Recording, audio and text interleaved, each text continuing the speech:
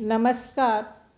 GK by Ajay Kulhari channel में आपका हार्दिक स्वागत है। आज हम राजस्थान अध्ययन कक्षा 10 राजस्थान का इतिहास एवं संस्कृति पुस्तक का अध्याय पढ़ेंगे। राजस्थान के मुख्य पर्यटन स्थल। पर्यटन आज विश्व के सबसे बड़े उद्योगों में स्थान बना चुका है। राजस्थान भी पर्यटन स्थलों की दृष्टि से एक संपन्न राज्य है, जहां हर वर्ष लाखों सैलानी आते हैं। आंकड़े बताते हैं कि भारत आने वाला हर तीसरा पर्यटक राजस्थान आता है। राजस्थान में पर्यटन विभाग की स्थापना 1956 ईस्वी में की गई और 1989 ईस्वी में इसे उद्योग का दर्जा दिया गया। तो पर्यटन को उद्योग का दर्जा दे दिया गया। राजस्थान में भारत आने वाला हर तीसरा पर्यटक आता है। राजस्थान में पर्यटन विभाग की स्थापना 1956 ईस्वी में की गई और राजस्थान में पर्यटन को उद्योग का दर्जा 1989 ईस्वी में दिया गया।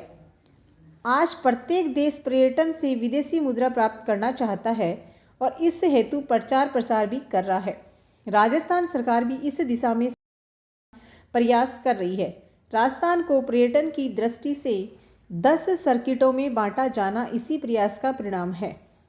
यहाँ पर हम राजस्थान के कुछ महत्वपूर्ण पर्यटन स्थलों का अध्ययन करेंगे। पर्यटन की दृष्टि से राजस्थान को 10 सर्किटों में बांटा गया है। अजमेर। अजमेर में पहला पर्यटन स्थल है अढ़ाई दिन का झोपड़ा। मूल रूप से अढ़ाई दिन का झोपड़ा कहलाने वाली इमारत एक संस्कृत महाविद्यालय विग्रहराज चतुर्थ द्वारा निर्मित था, परंतु बाद में सुल्तान मोहम्मद गोरी के सेनापति ऐबक ने इसे मस्जिद में तब्दील कर दिया। हिंदू व इस्लामिक स्थापत्य कला के इस नमूने को सुल्तान इल्तुतमिश ने और ज़्यादा सुशोभित किया। इसका नाम पड़ने के पीछे एक किंवदंती है कि इस इमारत को मंदिर से मस्जिद में तब्दील करने में सिर्फ 2.5 दिन लगे थे, इसलिए इसका नाम अढ़ाई दिन का झोपड़ा पड़ गया। दूसरा मत यह है कि मराठा काल में यहाँ पंजाब शाह बाबा का 2.5 दिन का उर्स भी होता था, इसलिए इसका नाम अढ़ाई दिन का झोपड़ा पड़ गया। तो अढ़ाई दिन का झोपड़ा अजमेर में स्थित है। विग्रहराज चतुर्थ ने अजमेर में संस्कृत महाविद्यालय की स्थापना की थी। फिर इसे ऐबक ने यहाँ पे मस्जिद बनवा दी और ये जब इसने मस्जिद बनवाई तो 2.5 दिन लगे, इसलिए इसका नाम अढ़ाई दिन का झोपड़ा पड़ गया। दूसरा मत ये है कि यहाँ पे पंजाब शाह बाबा का 2.5 दिन का उर्स बरसता है, इसलिए भी इसे 2.5 दिन का झोपड़ा कहते हैं। 2.5 दिन का झोपड़ा हिंदू व इस्लामिक स्थापत्य कला का नमूना है। ख्वाजा साहब की दरगाह। अजमेर में सर्वाधिक देसी व विदेशी पर्यटक ख्वाजा मोइनुद्दीन चिश्ती की दरगाह पर मन्नत मांगने तथा मन्नत पूरी होने पर चादर चढ़ाने आते हैं। सभी धर्मों के लोगों में ख्वाजा साहब की बड़ी मान्यता है। दरगाह में 3 मुख्य दरवाजे हैं। मुख्य द्वार निजाम दरवाजा हैदराबाद के नवाब द्वारा बनाया गया। मुगल सम्राट शाहजहां के द्वारा शाहजहां दरवाजा बनाया गया। सुल्तान महमूद खिलजी द्वारा बुलंद दरवाजा बनाया गया। उर्स के दौरान दरगाह पर झंडा चढ़ाने की रस्म के बाद बड़ी देग तांबे का बड़ा कड़ाव जिसमें 4800 किलो तथा छोटी देग में 2240 किलो खाद्य सामग्री पकाई जाती है, जिसे भक्त लोग प्रसाद के तौर पर बांटते हैं। श्रद्धालु अपनी मनोकामना पूर्ण होने पर भी इन देगों में भोजन पकवाते हैं व बांटते हैं। सर्वाधिक आश्चर्य की बात है कि यहाँ केवल शाकाहारी भोजन ही पकाया जाता है। तो अजमेर का दूसरा पर्यटन स्थल है ख्वाजा साहब की दरगाह। अजमेर में सबसे ज़्यादा देसी विदेशी पर्यटक कहाँ जाते हैं? ख्वाजा साहब की दरगाह में जाते हैं। ये मोइनुद्दीन चिश्ती की दरगाह है।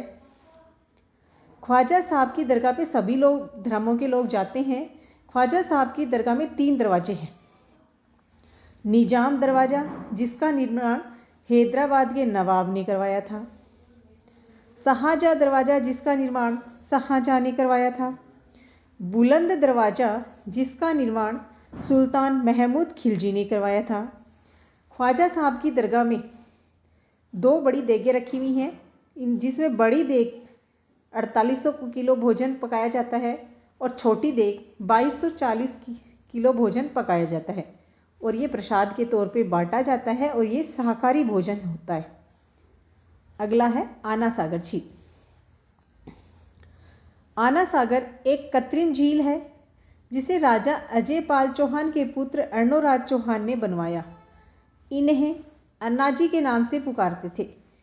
इन्हीं के नाम पर आना सागर झील का नाम रखा गया। इसके निकट दौलत बाग मुगल सम्राट जहांगीर द्वारा तथा 5 से 12 दरिया सम्राट जहां द्वारा बनाई गई। तो आना सागर झील क्या है? कृत्रिम झील है और आना सागर झील का निर्माण अजय पाल के पुत्र अर्णोराज चौहान ने कराया। अर्णोराज को अन्नाजी भी कहा जाता था और अर्णोराज के नाम पर ही इसका नाम आना सागर झील रखा गया। आना सागर झील के पास जहांगीर ने दौलत बाग बनवाया और शाहजहां ने 5-12 दरिया बनवाई थी। खूबसूरत सफ़ेद मार्बल से बनी 12 दरिया हरे भरे वृक्ष कुंजों से घिरी। यहाँ सुस्ताने व मानसिक शांति के लिए पर्यटक आते हैं। अगला है मेयो कॉलेज।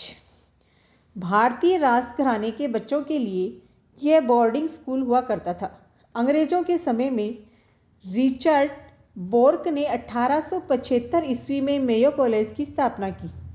इस भवन का स्थापत्य इंडो शोर्सेनिक भारतीय तथा अरबी शैली का अतुल्य उदाहरण है। संगमरमर से निर्मित ये भवन अत्यंत आकर्षक है। तो मेयो कॉलेज कहाँ है? अजमेर में है। और मेयो कॉलेज की स्थापना किसने की थी? रिचर्ड बोर्क ने 1875 ईस्वी में की थी।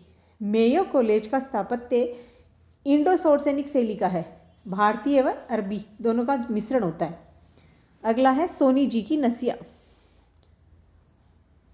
19वीं सदी में निर्मित यह जैन मंदिर भारत के समृद्ध मंदिरों में से एक है। इसके मुख्य कक्ष को स्वर्ण नगरी नाम दिया गया है। इसका प्रवेश द्वार लाल पत्थरों से बना हुआ है तथा अंदर संगमरमर की दीवारें बनी हैं जिन पर काष्ठ आकृतियां एवं शुद्ध स्वर्ण पत्र से जैन तीर्थंकरों की छवियां व चित्र बने हैं। तो सोनी जी की नसिया कहाँ है? अजमेर में है। 19वीं सदी में निर्मित है ये। और सोनी जी की नसिया एक जैन मंदिर है। सोनी जी की नसिया का जो मुख्य कक्ष है उसे स्वर्ण नगरी कहा जाता है। सोनी जी की नसिया पर की जो दीवारें हैं अंदर की तरफ, उन पर काष्ठ आकृतियां व शुद्ध स्वर्ण पत्र से जैन तीर्थंकरों की छवियां व चित्र बने हुए हैं।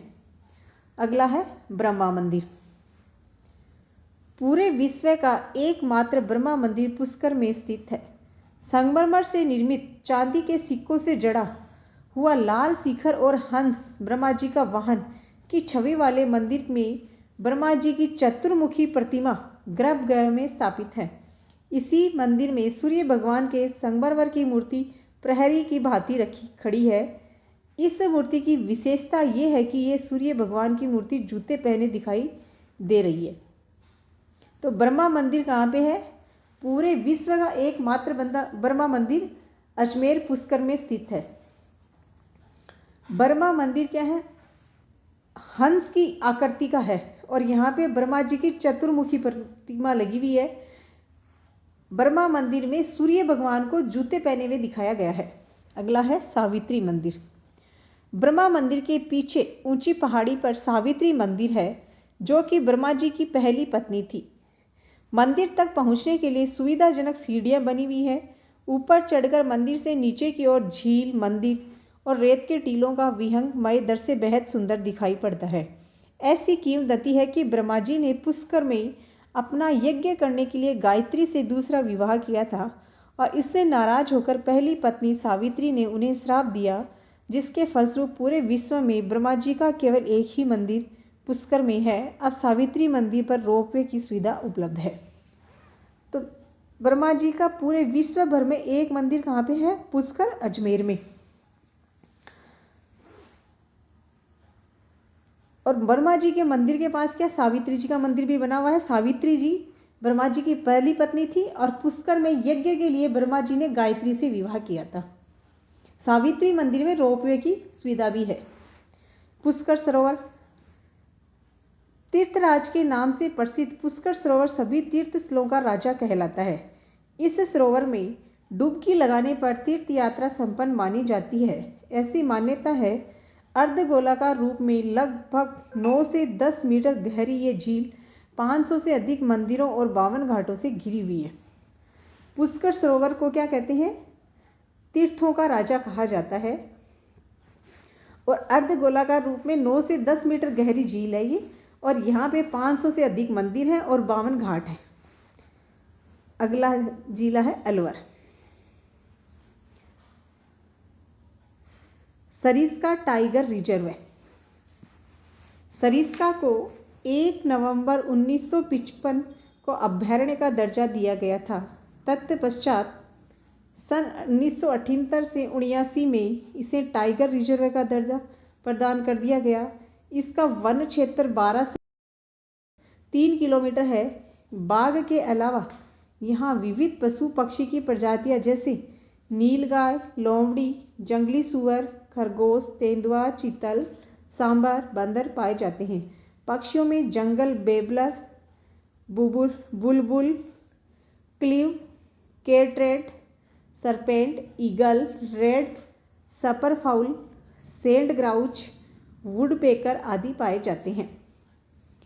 तो सरिस्का टाइगर रिजर्व अलवर में है।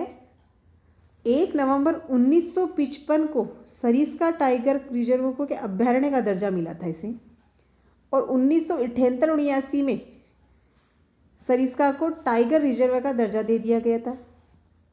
सरिस्का टाइगर रिजर्व का वन क्षेत्र 1203 किलोमीटर है। अगला है भानगढ़। सरिस्का वन्य अभयारण्य से 50 किलोमीटर की दूरी पर भानगढ़ स्थित है। आमेर के महाराजा भगवंत दास के पुत्र माधव सिंह ने अपनी प्रथम नगरी के रूप में भानगढ़ की स्थापना की थी। कालांतर में भानगढ़ के वीरान होने के संबंध में किंवदंतियां प्रचलित हो गई है और भानगढ़ को भारत में सर्वाधिक रहस्यमय स्थान होने का दर्जा प्राप्त हुआ। भानगढ़ कहाँ है? अलवर में है। भानगढ़ का स्थापना किसने की थी? आमेर का जो महाराजा भगवंत दास थे उनके पुत्र माधव सिंह ने अपनी प्रथम नगरी के रूप में भानगढ़ की स्थापना की थी और भानगढ़ को रहस्यमयी स्थान का दर्जा दिया गया है। इस किले के खंडरों में 7 मंजिला महल के अवशेष, सुव्यवस्थित बाजार, दुकान, सोमेश्वर महादेव मंदिर, गणेश मंदिर और तालाब नजर आते हैं। भानगढ़ के किले में सोमेश्वर महादेव मंदिर और गणेश मंदिर बने हुए हैं। मूसी महारानी की छतरी।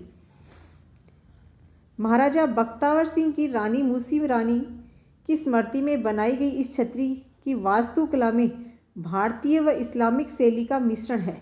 सफ़ेद संगमरमर से बनी इस छतरी में 12 विशाल स्तंभ तथा 27 अन्य स्तंभ हैं। इसके आंतरिक भाग में भगवान श्री कृष्ण, रामचंद्र जी, लक्ष्मण जी और सीता माता की छवियां चित्रित हैं। अरावली की पहाड़ियों से घिरी व सिटी पैलेस व सागर झील और मंदिर के पास ये छतरियाँ शोभायमान है। महाराजा बख्तावर सिंह के जीवन संबंधी चित्रण भी इसी छतरी में विद्यमान है। तो मूसी महारानी की छतरी कहाँ पे है? अलवर में है। और मूसी महारानी की छतरी किसने बनवाई थी? बख्तावर सिंह ने अपनी रानी मूसी की स्मृति में बनवाई थी। और मूसी महारानी की छतरी भारतीय व इस्लामिक शैली का मिश्रण है। तो मूसी महारानी की छतरी किस शैली का मिश्रण है? भारतीय इस्लामिक शैली का। इसमें 12 तो बड़े स्तंभ बने हुए हैं और 27 क्या है? अन्य स्तंभ है। अगला है भर्तहरि मंदिर। अलवर के लोक देवता भर्तहरि एक राजा थे। उनके जीवन के अंतिम वर्ष यही बीते हैं। महाराजा जय सिंह ने 1924 ईस्वी में भर्तहरि के मंदिर को नया स्वरूप दिया। मंदिर में एक अखंड ज्योति सदैव प्रज्वलित रहती है। यहाँ मुख्य मेला भाद्रपद की अष्टमी को लगता है, जिसमें बड़ी संख्या में श्रद्धालु बाबा भर्तहरि की आराधना करने आते हैं। पास में हनुमान मंदिर, शिव मंदिर, श्री राम मंदिर भी स्थित हैं। तो भर्तहरि कौन थे? अलवर के राजा थे और इन्हें अलवर में लोक देवता के रूप में पूजा जाता है। भर्तहरि के मंदिर का नया स्वरूप किसने दिया? महाराजा जय सिंह ने 1924 ईस्वी में दिया। और भाद्रपद अष्टमी को भरतरी का मेला लगता है। भरतरी मंदिर के पास हनुमान और शिव मंदिर व श्री राम के मंदिर हैं। अगली है सिलीसेट झील। अरावली के पश्चिमी छोर पर पहाड़ियों के बीच में प्रसिद्ध सिलीसेट झील स्थित है। अलवर से सरिस्का जाते समय 15 किलोमीटर की दूरी पर यह झील है। इसका निर्माण महाराजा विनय सिंह ने 1845 ईस्वी में सिलीसेट बांध के रूप में करवाया था। स्थानीय नदी रूपारेल की एक शाखा को रोककर ये झील बनवाई गई है। इस झील के किनारे हरी भरी वादियों के बीच मोती सा चमकता सिलीसेट लेक पैलेस दिखाई देता है, जिसे राजस्थान पर्यटन विकास निगम द्वारा हेरिटेज होटल के रूप में संचालित किया जाता है। सिलीसेट झील में पर्यटकों के लिए बोटिंग तथा बर्ड वॉचिंग की सुविधा है। सर्दियों में यहाँ विभिन्न प्रजाति के पक्षी तथा पानी में तैरती बतखें व मगरमच्छ पर्यटकों का मन मोह लेते हैं। तो सिलीसेट झील कहाँ है? अलवर जिले में है। सिलीसेट झील का निर्माण महाराजा विनय सिंह ने 1845 ईस्वी में सिलीसेट बांध के रूप में करवाया था। और सिलीसेट बांध के रूप में जब इसका निर्माण करवाया तो रूपारेल नदी की एक शाखा को रोककर सिलीसेट झील बनवाई गई थी। अब यहाँ पे राजस्थान पर्यटन विकास निगम के द्वारा हेरिटेज होटल संचालित किया जा रहा है और सिलीसेट झील में बोटिंग तथा बर्ड वॉचिंग की सुविधा भी उपलब्ध है। अगला जिला है बांसवाड़ा। बांसवाड़ा को सुनहरे द्वीपों का शहर भी कहते हैं। माही बांध। माही नदी पर बांसवाड़ा से 18 किलोमीटर की दूरी पर संभाग का सबसे बड़ा बांध है, जिसमें 16 गेट हैं तथा बांध की कुल लंबाई 3.10 किलोमीटर है। वर्षा काल में ये जब पूर्ण भर जाता है तब सभी गेट खोलने पर जो दृश्य उत्पन्न होता है उसका नज़ारा अनुपम और मनोहारी होता है। इसे देखने को पूरे वर्ष सैलानी इंतजार करते हैं। यहाँ वाटर स्पोर्ट्स की ओर असीम संभावना है। तो माही बांध कहाँ पे है? बांसवाड़ा में है। माही बांध में 16 गेट और माही बांध की लंबाई 3.10 किलोमीटर है। त्रिपुरा सुंदरी। बांसवाड़ा डूंगरपुर मार्ग पर 19 किलोमीटर दूरी पर तलवाड़ा गांव के समीप उमराई गांव में स्थित मां त्रिपुरा सुंदरी का प्राचीन मंदिर है। मंदिर के उत्तरी भाग में सम्राट कनिष्क के समय का एक शिवलिंग होने से कहा जाता है कि ये स्थान कनिष्क के पूर्व काल से ही प्रतिष्ठित है। काले पाषाण की सिंह पर सवार 18 भुजाओं वाली दिव्य आयुष विशाल प्रतिमा है, जो शक्तिपीठ के रूप में जानी जाती है। स्थानीय लोग इसे तरतई माता त्रिपुरा महालक्ष्मी के नाम से पुकारते हैं। मंदिर के समीप शिलालेख विक्रम संवत 1540 का लगा हुआ है। देश विदेश से प्रसिद्ध शक्तिपीठ मां त्रिपुरा सुंदरी आस्था का प्रमुख धार्मिक पर्यटन स्थल है। चैत्र व आश्विन नवरात्रि में हजारों की संख्या में श्रद्धालु अपनी मनोकामना हेतु यहाँ आते हैं। तो त्रिपुरा सुंदरी का मंदिर कहाँ पे है? बांसवाड़ा में है। त्रिपुरा सुंदरी को तरतई माता त्रिपुरा महालक्ष्मी के नाम से पुकारा जाता है। ये शक्तिपीठों में से एक है। त्रिपुरा माता का 18 भुजाओं वाली विशाल प्रतिमा है। त्रिपुरा मंदिर के समीप विक्रम संवत 1540 का शिलालेख लगा हुआ है और यहाँ पे सम्राट कनिष्क के समय का एक शिवलिंग भी है। मानगढ़ धाम। राजस्थान के जलियांवाला बाग के नाम से प्रसिद्ध मानगढ़ धाम बांसवाड़ा से 85 किलोमीटर की दूरी पर आनंदपुरी के समीप राजस्थान गुजरात सीमा की पहाड़ी पर स्थित है। ये स्थान आदिवासी अंचल में स्वाधीनता आंदोलन के अंग्रेज माने जाने वाले महान संत गोविंद गुरु की कर्मस्थली माना जाता है। ऐतिहासिक मान्यता अनुसार इसी स्थान पर गोविंद गुरु ने के नेतृत्व में मानगढ़ की पहाड़ी पर सभा के आयोजन के दौरान अंग्रेजी हुकूमत के खिलाफ स्वतंत्रता की मांग कर रहे 1500 राष्ट्रभक्त आदिवासियों पर अंग्रेजों ने निर्ममतापूर्वक गोलियां चलाकर उनकी नृशंस हत्या कर दी थी। मानगढ़ धाम पर प्रतिवर्ष मार्गशीर्ष पूर्णिमा पर मेले का आयोजन किया जाता है। जिसमें राजस्थान, गुजरात, मध्य प्रदेश से हजारों श्रद्धालु आते हैं। वर्तमान में इसे राष्ट्रीय शहीद स्मारक के रूप में विकसित किया जा रहा है। तो मानगढ़ धाम कहाँ है? बांसवाड़ा में है। मानगढ़ धाम को राजस्थान का जलियांवाला बाग कहा जाता है। और मानगढ़ धाम गोविंद गुरु की कर्मस्थली है। यहाँ पे स्वतंत्रता आंदोलन के दौरान 1500 आदिवासियों पर अंग्रेजों ने गोलियां चलाई थी, इसीलिए इसे जलियांवाला बाग कांड की संज्ञा दी गई है। मानगढ़ धाम पर मार्गशीर्ष पूर्णिमा को मेला भरता है और यहाँ पे राजस्थान, गुजरात व मध्य प्रदेश से श्रद्धालु आते हैं। वर्तमान में मानगढ़ को धाम को राष्ट्रीय शहीद स्मारक का दर्जा दिया गया जा रहा है। अगला है अब्दुल्ला पीर।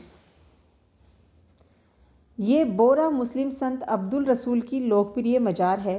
शहर के दक्षिणी भाग में स्थित इस दरगाह को अब्दुल्ला पीर के नाम से जाना जाता है। हर वर्ष बड़ी संख्या में विशेष बोहरा समुदाय के लोग दरगाह के उर्स में शामिल होने आते थे। अगला है बारां जिला। बारां जिले के पर्यटन स्थल हैं सीताबाड़ी। सीता माता और लक्ष्मण के समर्पित ये मंदिर 12 से 45 किलोमीटर की दूर है तथा ऐसी मान्यता है कि भगवान राम और सीता के दोनों पुत्र लव और कुश का जन्म यहीं पर हुआ था। इसमें कई कुंड भी हैं, जैसे वाल्मीकि कुंड, सीता माता कुंड, लक्ष्मण कुंड, सूर्य कुंड आदि। प्रसिद्ध सीताबाड़ी मेला भी यहीं आयोजित किया जाता है। ये एक पिकनिक स्थल के रूप में प्रसिद्ध है। तो सीताबाड़ी कहाँ पे है? बारां में है और सीता माता व लक्ष्मण को समर्पित स्थल है ये। यहाँ पे लव और कुश का जन्म हुआ था। सीताबाड़ी में वाल्मीकि कुंड, सीता कुंड, लक्ष्मण कुंड, सूर्य कुंड प्रसिद्ध हैं। शेरगढ़ का किला। बारां से लगभग 65 किलोमीटर की दूरी पर परवन नदी के किनारे पर स्थित शेरगढ़ किला सबसे लोकप्रिय पर्यटक आकर्षणों में से एक है। ये स्मारक शासकों हेतु सामरिक महत्व रखता था। अनेक वर्षों से विभिन्न राजवंशों के शासकों ने शेरगढ़ को अपना नाम शेरशाह द्वारा कब्जा करने के बाद मिला। इसका मूल नाम कोसवर्धन था। तो बारां का शेरगढ़ किला है, उसका मूल नाम क्या था? कोसवर्धन था। और शेरगढ़ किला उर्फ कोसवर्धन कहाँ पे है? परवन नदी के किनारे है। अगला है रामगढ़ भंडदेवरा मंदिर। शहर से 40 किलोमीटर की दूरी पर भगवान शिव को समर्पित ये मंदिर 10वीं शताब्दी का प्राचीन मंदिर माना जाता है। इसकी वास्तुकला की शैली खजुराहो शैली से मिलती जुलती है, इसलिए इसे राजस्थान का मिनी खजुराहो भी कहा जाता है। एक छोटे तालाब के किनारे बसा ये मंदिर अन्य मंदिरों से अनूठा है। यहाँ प्रसाद के तौर पर एक देवता को मिठाई व सूखे फल चढ़ाए जाते हैं, तो दूसरे आराध्य की सेवा में मांस मदिरा प्रस्तुत किया जाता है। तो रामगढ़ भंडदेवरा कहाँ है? बारां में है। अगला है बाड़मेर। बाड़मेर जिले के पर्यटन स्थल कीराड़ू मंदिर। थार के रेगिस्तान में चमकते लाल मड़क जैसे मंदिर शहर से ये मंदिर लगभग 35 किलोमीटर दूर है, जिन्हें आप जाकर देखें तो देखते ही रह जाए। सोलंकी वास्तुकला शैली में उभरे हुए कंगूरे, स्तंभ और पत्थर पर की गई बारीक नक्काशी का काम इस मंदिर को विशिष्ट बनाता है। इन मंदिरों को भगवान शिव को समर्पित किया गया है। उल्लेखनीय है कि यहाँ कुछ मूर्तियाँ यथास्थान, कुछ इधर उधर रेत के धोरों में बिखरी पड़ी हैं। यहाँ 5 मंदिर हैं, जिनमें सोमेश्वर महामंदिर सर्वोच्च कोटि का है। तो कीराड़ू मंदिर कहाँ है? बाड़मेर में है। और कीराड़ू मंदिर सोलंकी वास्तुकला शैली में बनाया गया है। और कीराड़ू मंदिर किसको? भगवान शिव को समर्पित है। सोमेश्वर महादेव इसका मुख्य मंदिर है। यहाँ पे 5 मंदिर बने हुए हैं। कीराड़ू मंदिर एक क्या मंदिरों का समूह है, 5 मंदिरों का समूह है, जिसमें सोमेश्वर महादेव का मंदिर सर्वोच्च कोटि का है। अब है भरतपुर। केवलादेव घना राष्ट्रीय उद्यान। घने वृक्ष, तालाब व शोरगुल से दूर ये स्थान पक्षियों के लिए सर्वग माना जाता है। तो पक्षियों का सर्वग है केवलादेव घना राष्ट्रीय उद्यान भरतपुर। इसे 1971 ईस्वी में संरक्षित पक्षी अभयारण्य तथा 1985 ईस्वी में विश्व धरोहर भी घोषित किया गया था। केवलादेव को संरक्षित पक्षी अभयारण्य का दर्जा दिया गया 1971 में और विश्व धरोहर में घोषित किया गया 1985 में। यहाँ हजारों की संख्या में विदेशी दुर्लभ पक्षी प्रतिवर्ष सर्दियों में आते हैं, अपने घोंसले बनाते हैं, प्रजनन करते हैं तथा गर्मी की शुरुआत होते ही वापस अपने देश चले जाते हैं। लगभग 230 प्रजातियों के पक्षी यहाँ देखे जाते हैं। 18वीं सदी के मध्य भरतपुर के दक्षिण पूर्व में एक छोटे जलाशय के रूप में घना पक्षी विहार निर्मित किया गया था। केवलादेव घना जो राष्ट्रीय उद्यान है उसे सबसे पहले क्या है 18वीं सदी में भरतपुर के दक्षिण पूर्व में एक जलाशय के रूप में घना पक्षी विहार बनाया गया था। आज इसे विश्व का सबसे ज़्यादा शानदार व आकर्षक पक्षी विहार होने का गौरव प्राप्त है। इसमें भारतीय सारस क्रेन, साइबेरियन क्रेन, जल मुर्गी, चीनी मुर्गी, heron, painted stork, cormorant, knob, billed duck, white spoonbill, sandpiper आदि विभिन्न प्रजातियों के पक्षी वह आते हैं और विचरण करते हैं। अगला है लोहागढ़ किला। नाम से ही प्रभावित करने वाला यह किला कई ब्रिटिश हमलों का सामना कर चुका है और अंततः ब्रिटिश सैन्य अधिकारी आर्थर वेल्सले ने इस पर कब्जा किया था। इसके मजबूत गेट अष्टधातु व लकड़ी के बने हैं तथा दुश्मनों से बचने के लिए इसके चारों ओर गहरी खाई है जिसमें पानी भर दिया जाता था। किले के अंदर सुंदर स्मारकों में कोटी खास, महल खास, मोती महल, किशोरी महल हैं। राजा सूरजमल ने मुगलों और अंग्रेजों पर विजय प्राप्त करने के पश्चात जवाहर बुर्ज और फतेह बुर्ज बनवाया था। अगला है बंद बरेठा। बंद बरेठा यह है भरतपुर के शासकों का पुराना वन्य जीव अभयारण्य है। यहाँ शिकार खेलने के लिए केवल शाही परिवार आते थे। अभी ये वन विभाग के अधीन है। महाराजा जसवंत सिंह ने 1866 ईस्वी में यहाँ पर बांध का निर्माण प्रारंभ कराया था और 1897 ईस्वी में महाराजा राम सिंह ने इसे पूरा करवाया था। इस बांध के निकट शाही महल महाराजा किशन सिंह ने बनवाया था जो अब भरतपुर शाही परिवार की निजी संपत्ति है। बंद बरेठा में चौपाई जानवरों के अलावा 200 से अधिक प्रजातियों के पक्षी विचरण करते हैं। तो बंद बरेठा क्या है? भरतपुर में एक वन्य जीव अभयारण्य है। महाराजा जसवंत सिंह ने 1866 ईस्वी में बांध का निर्माण करवाया था और 1897 में महाराजा राम सिंह ने उसे पूरा किया।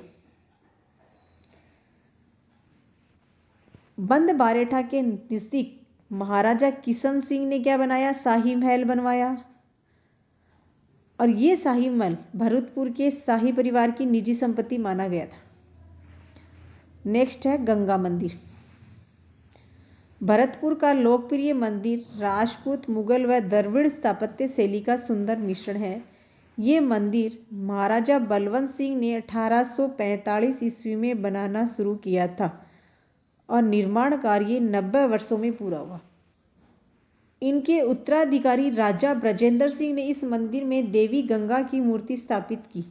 ऐसी मान्यता है कि इसके निर्माण के लिए राज्य के सभी कर्मचारियों व समृद्ध लोगों ने 1 माह का वेतन दान दिया।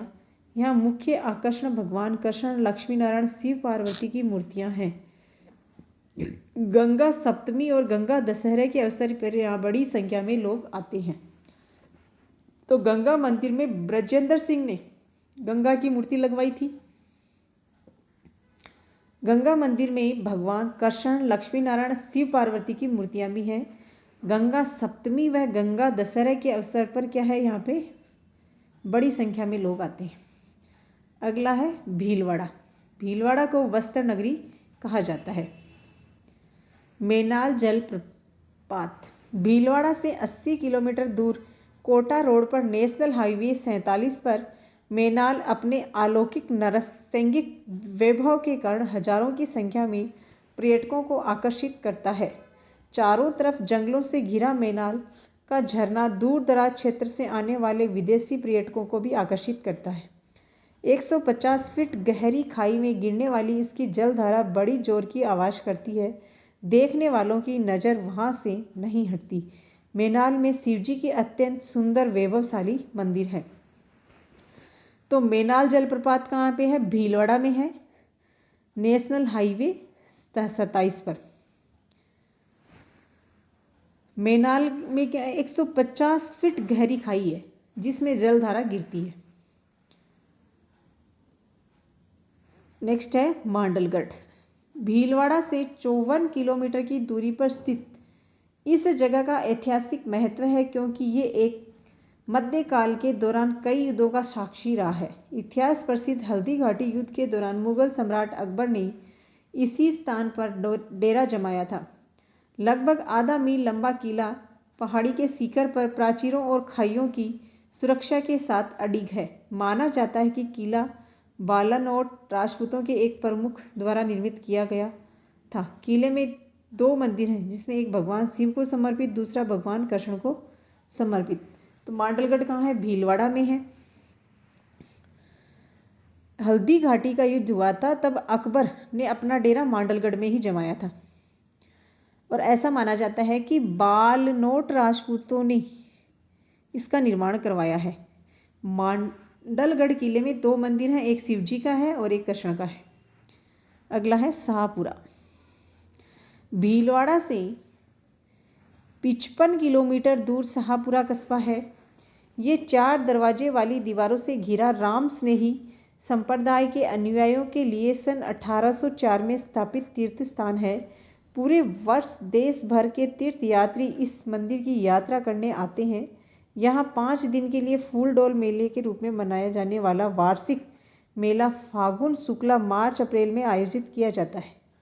शाहपुरा के उत्तरी भाग में एक विशाल महल परिसर है जो छज्जों, मीनारों और छतरियों द्वारा सुशोभित है। इसके ऊपरी भाग से रमणीय झील और शहर के सुंदर दृश्य को देखा जा सकता है। प्रसिद्ध स्वतंत्रता सेनानी केसर सिंह, जोरावर सिंह और प्रताप सिंह बारहट शाहपुरा के थे। त्रिमूर्ति स्मारक, बारहट जी की हवेली जो अब राष्ट्रीय संग्रहालय में परिवर्तित कर दी गई है, और पिवनिया तालाब यहाँ के अन्य महत्वपूर्ण आकर्षण हैं। शाहपुरा पारंपरिक फड़ चित्रकला के लिए भी जाना जाता है। शाहपुरा भीलवाड़ा में राम स्नेही संप्रदाय की प्रधान पीठ है जिसकी स्थापना 1804 ईस्वी में की थी। शाहपुरा में फूल डोल महोत्सव 5 दिन के लिए मनाया जाता है, फागुन शुक्ला को मार्च अप्रैल में। शाहपुरा में केसर सिंह, जोरावर सिंह और प्रताप सिंह बारहट कहाँ के थे? शाहपुरा के थे। शाहपुरा में त्रिमूर्ति स्मारक, बारहट जी की हवेली और पिवनिया तालाब है। अगला है बूंदी जिला। बूंदी जिले को कुंड और बावड़ियों का शहर भी कहा जाता है। तारागढ़ फोर्ट। राजपूत शैली में 1345 ईस्वी में निर्मित ये किला बूंदी की सबसे आकर्षक जगह है। ये किला और महल ऊंची पहाड़ियों पर बने हैं तथा दुर्भाग्यवश जंगली झाड़ियों के बीच जीर्ण शीर्ण अवस्था में है। इसकी सुंदरता का अनुमान इसके देवालय, स्तंभ, शीर्ष मंडपों वाली छतरियों, वक्राकार छत और हाथी पैर कमल के रूप में सजी इनकी सुंदरता से लगाया जा सकता है। तो तारागढ़ फोर्ट कहाँ पे है? बूंदी में है। राजपूत शैली में बनाया गया है तारागढ़ फोर्ट को 1345 ईस्वी में। अब क्या है? ये जीर्ण शीर्ण अवस्था में है। आगे है 84 खंभों की छतरी। बूंदी के महाराजा अनिरुद्ध सिंह द्वारा अपनी एक प्रिय सेवादार की स्मृति में बनवाई गई छतरी 84 खंभों पर टिकी है। ये प्रभावशाली तथा सुंदर संरचना है। तो 84 खंभों की छतरी का निर्माण किसने करवाया था? महाराजा अनिरुद्ध सिंह ने करवाया था। नक्काशी जिसमें हिरण, हाथी व अप्सराओं के चित्रांकन के कारण बहुत पसंद करते हैं। बूंदी के 84 खंभों की छतरी में हिरण, हाथी व अप्सराओं का चित्रांकन किया गया है। चित्र महल बूंदी। बूंदी का चित्र महल किसी जमाने में बहुत शानदार बगीचों से भरपूर महल था जिसमें विभिन्न कलात्मक फुव्वारे लगे हुए थे तथा बहुत से तालाब थे जिनमें विविध प्रजातियों की तथा अनोखी व विदेशी मछलियां हुआ करती थी। इस महल का नाम इसीलिए चित्र महल रखा गया क्योंकि इसकी सभी दीवारों और छतों को बेहद सुंदर व आकर्षक पेंटिंग से सजाया गया था।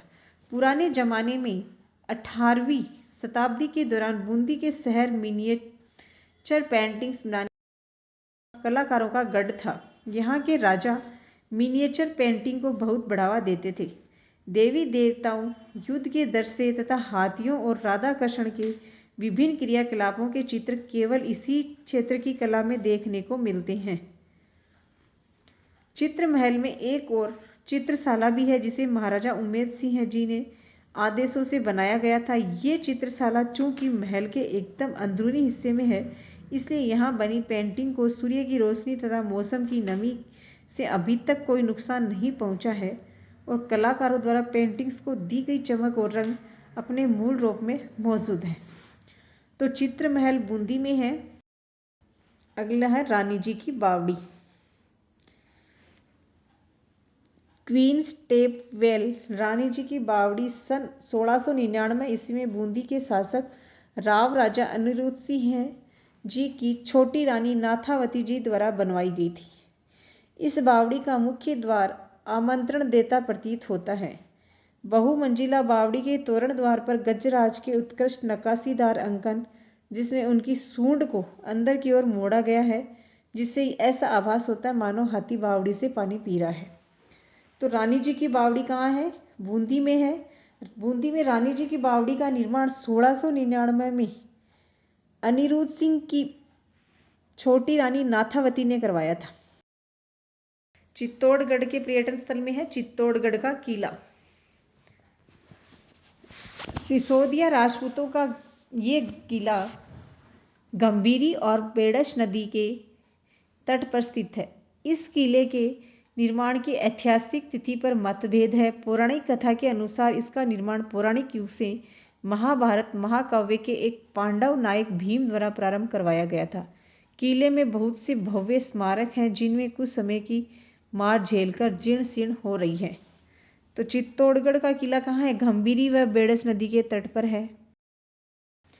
अब है विजय स्तंभ। ये महाराणा कुंभा ने मालवा के मुस्लिम शासक को हराकर अपनी विजय का जश्न मनाने और उसे चिरस्थायी करने के उपलब्ध में 1440 ईस्वी में बनवाना शुरू किया, जो कि 8 वर्षों में निर्मित हुआ। शिल्प कला का अद्भुत नमूना विजय स्तंभ लाल बलुआ पत्थर और सफ़ेद संगमरमर से बनाया गया 9 मंजिला स्तंभ है। इसमें हिंदू देवी देवताओं की मूर्तियां अलंकृत की गई हैं। इसमें ऊपर जाने के लिए संकरी सीढ़ियों का रास्ता है और ऊपर जाकर बालकनियों से पूरे शहर का विहंग दृश्य देखा जा सकता है। अगला है कीर्ति स्तंभ। ये विशाल स्तंभ जैन तीर्थकर तथा महान शिक्षाविद आदिनाथ जी को समर्पित है। एक धनी जैन व्यापारी जीजा बाघेरवाल व उसके पुत्र पुण्य सिंह ने 13वीं शताब्दी में बनवाया था। ये 24.5 मीटर ऊंचा हिंदू स्थापत्य शैली में बना है। विजय स्तंभ से भी पुराना है। 6 मंजिल स्तंभ पर जैन तीर्थकरों की तथा ऊपरी मंजिल में सैकड़ों लघु मूर्तियां शिल्पांकित की गई हैं। तो कीर्ति स्तंभ कहाँ है? चित्तौड़ में है और कीर्ति स्तंभ आदिनाथ को समर्पित है। कीर्ति स्तंभ का निर्माण व्यापारी जीजा बघेरवाल व उसके बेटे पुण्य सिंह ने 13वीं शताब्दी में करवाया था। कीर्ति स्तंभ 24.5 मीटर ऊंचा तथा हिंदू स्थापत्य शैली में बनाया गया है। भैंसगढ़ का किला। ये भव्य आकर्षक किला 200 फीट ऊंची सपाट पहाड़ी की चोटी पर चंबल व ब्राह्मणी नदी से घिरा हुआ है। इस किले की सुंदरता से अभिभूत होकर ब्रिटिश इतिहासकार जेम्स टोड ने कहा था कि यदि उन्हें राजस्थान जागीर सौंपी जाए तो वह भैंसरोडगढ़ को ही चुनेंगे। कोई सटीक जानकारी न मिलने के कारण इस किले के निर्माण के संबंध में कुछ स्पष्ट नहीं कहा जा सकता। हालांकि ये किला दूसरी शताब्दी में निर्मित किया गया है, ऐसा माना जाता है। कई वंशों के अधीन रहने के बाद ऐसी मान्यता है कि अलाउद्दीन खिलजी ने इस किले पर हमला किया तथा यहाँ के सभी पुरानी मंदिर और इमारतों को नष्ट कर दिया। वर्तमान में इस किले को शाही परिवार द्वारा एक शानदार हेरिटेज होटल के रूप में संचालित किया जा रहा है। 3 तरफ नदियों से घिरा तथा अरावली पर्वतमाला व घने जंगलों के बीच स्थित इस किले की खूबसूरती देशी विदेशी पर्यटकों को बहुत आकर्षित करती है। अब है दौसा जिला। चांद बावड़ी आभानेरी। राजा चंद्र द्वारा स्थापित जयपुर आगरा सड़क पर आभानेरी की चांद बावड़ी दौसा जिले का मुख्य आकर्षक है। इसका असली नाम आभा नगरी था, परंतु आम बोलचाल की भाषा में आभानेरी हो गया। पर्यटन विभाग द्वारा यहाँ प्रति वर्ष सितंबर अक्टूबर में आभानेरी महोत्सव का आयोजन किया जाता है। ये 2 दिन चलता है तथा पर्यटकों के मनोरंजन के लिए राजस्थानी खाना, लोक कलाकारों द्वारा विभिन्न गीत व नृत्य के कार्यक्रम होते हैं। तो आभानेरी चांद बावड़ी कहाँ है? दौसा में है। आभानेरी का असली नाम था आभा नगरी, फिर इसे आभानेरी कहा जाने लगा। पर्यटन विभाग आभानेरी चांद बावड़ी में सितंबर अक्टूबर में आभानेरी महोत्सव का आयोजन करती है, जो 2 दिन चलता है। अगला है हर्ष माता मंदिर आभानेरी। दौसा से 33 किलोमीटर दूर चांद बावड़ी परिसर में ही स्थित है। ये मंदिर हर्ष माता को समर्पित है। हर्षद माता अर्थात उल्लास की देवी। ऐसी मान्यता है कि देवी हमेशा हंसमुख प्रतीत होती है और भक्तों को खुश रहने का आशीर्वाद प्रदान करती है। तो हर्षद माता का मंदिर कहाँ है? आभानेरी चांद बावड़ी परिसर में स्थित है। इसे उल्लास की देवी भी कहा जाता है। ये हंसमुख प्रतीत होती है। अगला जिला है धौलपुर। वन विहार अभ्यारण्य। धौलपुर के शासकों में मनोरंजन के लिए ये अभ्यारण्य 24 वर्ग किलोमीटर के क्षेत्र में बनाया गया। ये अभ्यारण्य पर्यटकों तथा विशेषकर प्राकृतिक प्रेमियों के आकर्षण का केंद्र। यहाँ पाए जाने वाले सांबर, चीतल, नीलगाय, जंगली सुअर, भालू, हाइना और तेंदुआ जैसे जीवों के साथ साथ विभिन्न वनस्पति का भंडार भी है। वन विहार अभ्यारण्य कहाँ है? धौलपुर में है। और कितनी दूरी में फैला हुआ है? 24 वर्ग किलोमीटर में। यहाँ पे सांबर, चीतल, नीलगाय, जंगली सुअर, भालू, हाइना, तेंदुए जैसे जीव पाए जाते हैं। अगला है मंचकुंड। सूर्यवंशी साम्राज्य के 24वें शासक राजा मंचकुंद के नाम पर इस प्राचीन और पवित्र स्थल का नाम रखा गया। शहर से लगभग 4 किलोमीटर की दूरी पर यह स्थल भगवान राम से पहले 19वीं पीढ़ी तक राजा मंचकुंद के शाही कार्यस्थल के रूप में रहा। प्राचीन धार्मिक साहित्य के अनुसार राजा मंचकुंद एक बार गहरी नींद में सोया हुआ था, तभी दैत्य काला यमन ने अचानक उसे उठा लिया, परंतु एक देवीय आशीर्वाद से दैत्य जलकर भस्म हो गया। इसी कारण ये प्राचीन पावन तीर्थ स्थल माना जाता है। तो मंचकुंड का है धौलपुर में है और सूर्यवंशी साम्राज्य के 24वें शासक राजा मंचकुंद ने इस स्थल का नाम मंचकुंद रखा गया। तालाब ए शाही। सन 1617 में ये तालाब ए शाही के नाम से मशहूर एक खूबसूरत झील शहजादे शाहजहां के लिए शिकारगाह के रूप में बनवाई गई थी। धौलपुर से 27 किलोमीटर दूर और बाड़ी से 5 किलोमीटर की दूरी पर यह है झील राजस्थान की खूबसूरत झीलों में से एक है। अगला है डूंगरपुर जिला। बेणेश्वर मंदिर।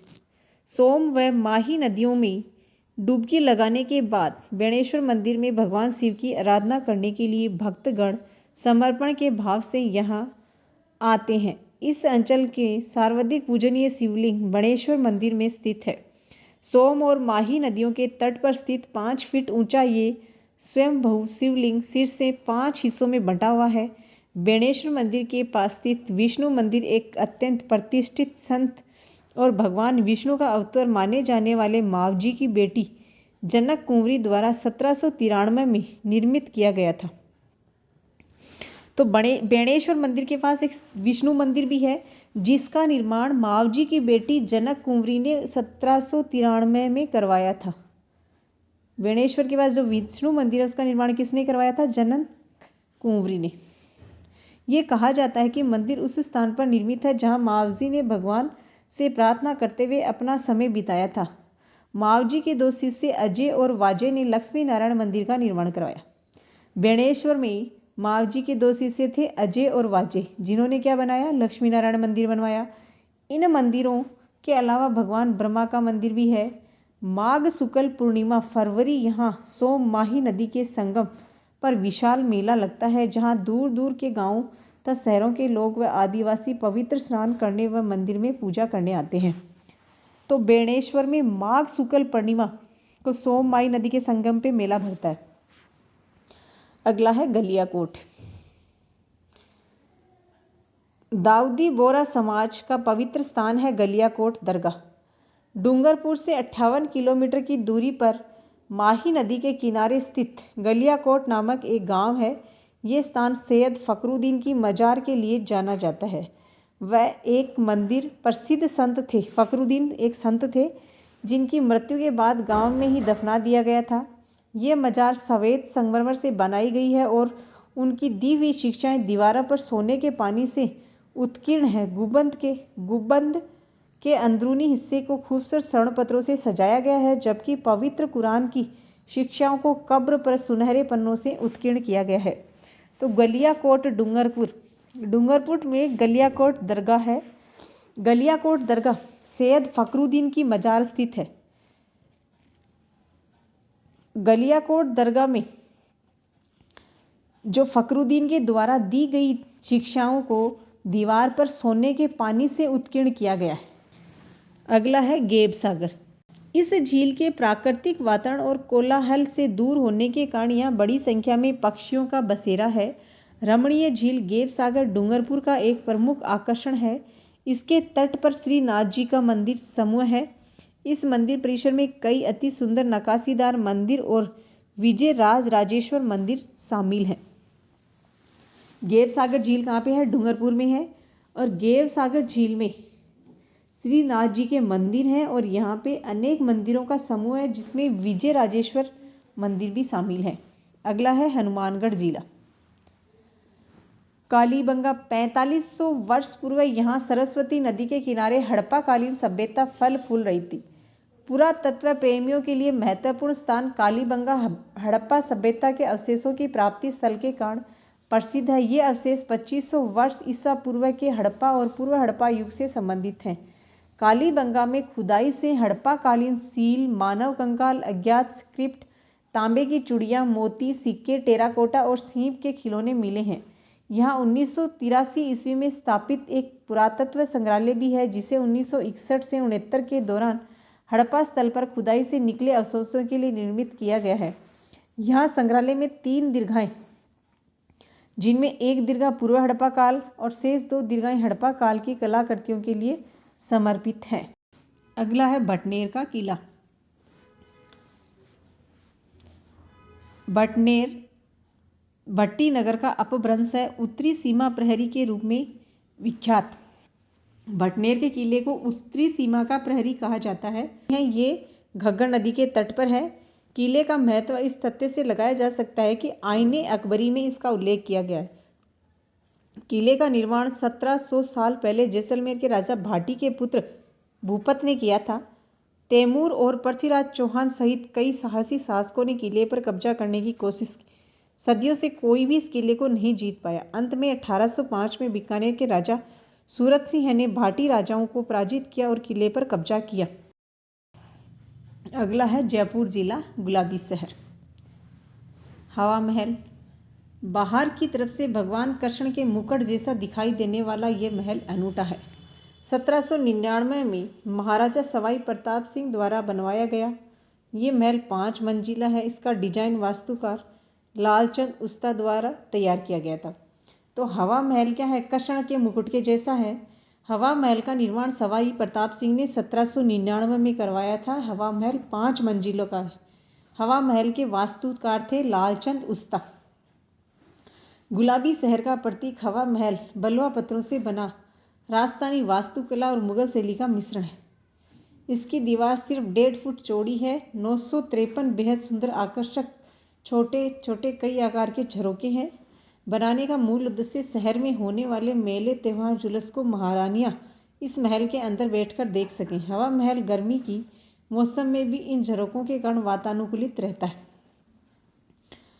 तो हवा महल राजस्थानी और वास्तुकला व मुगल शैली का मिश्रण है।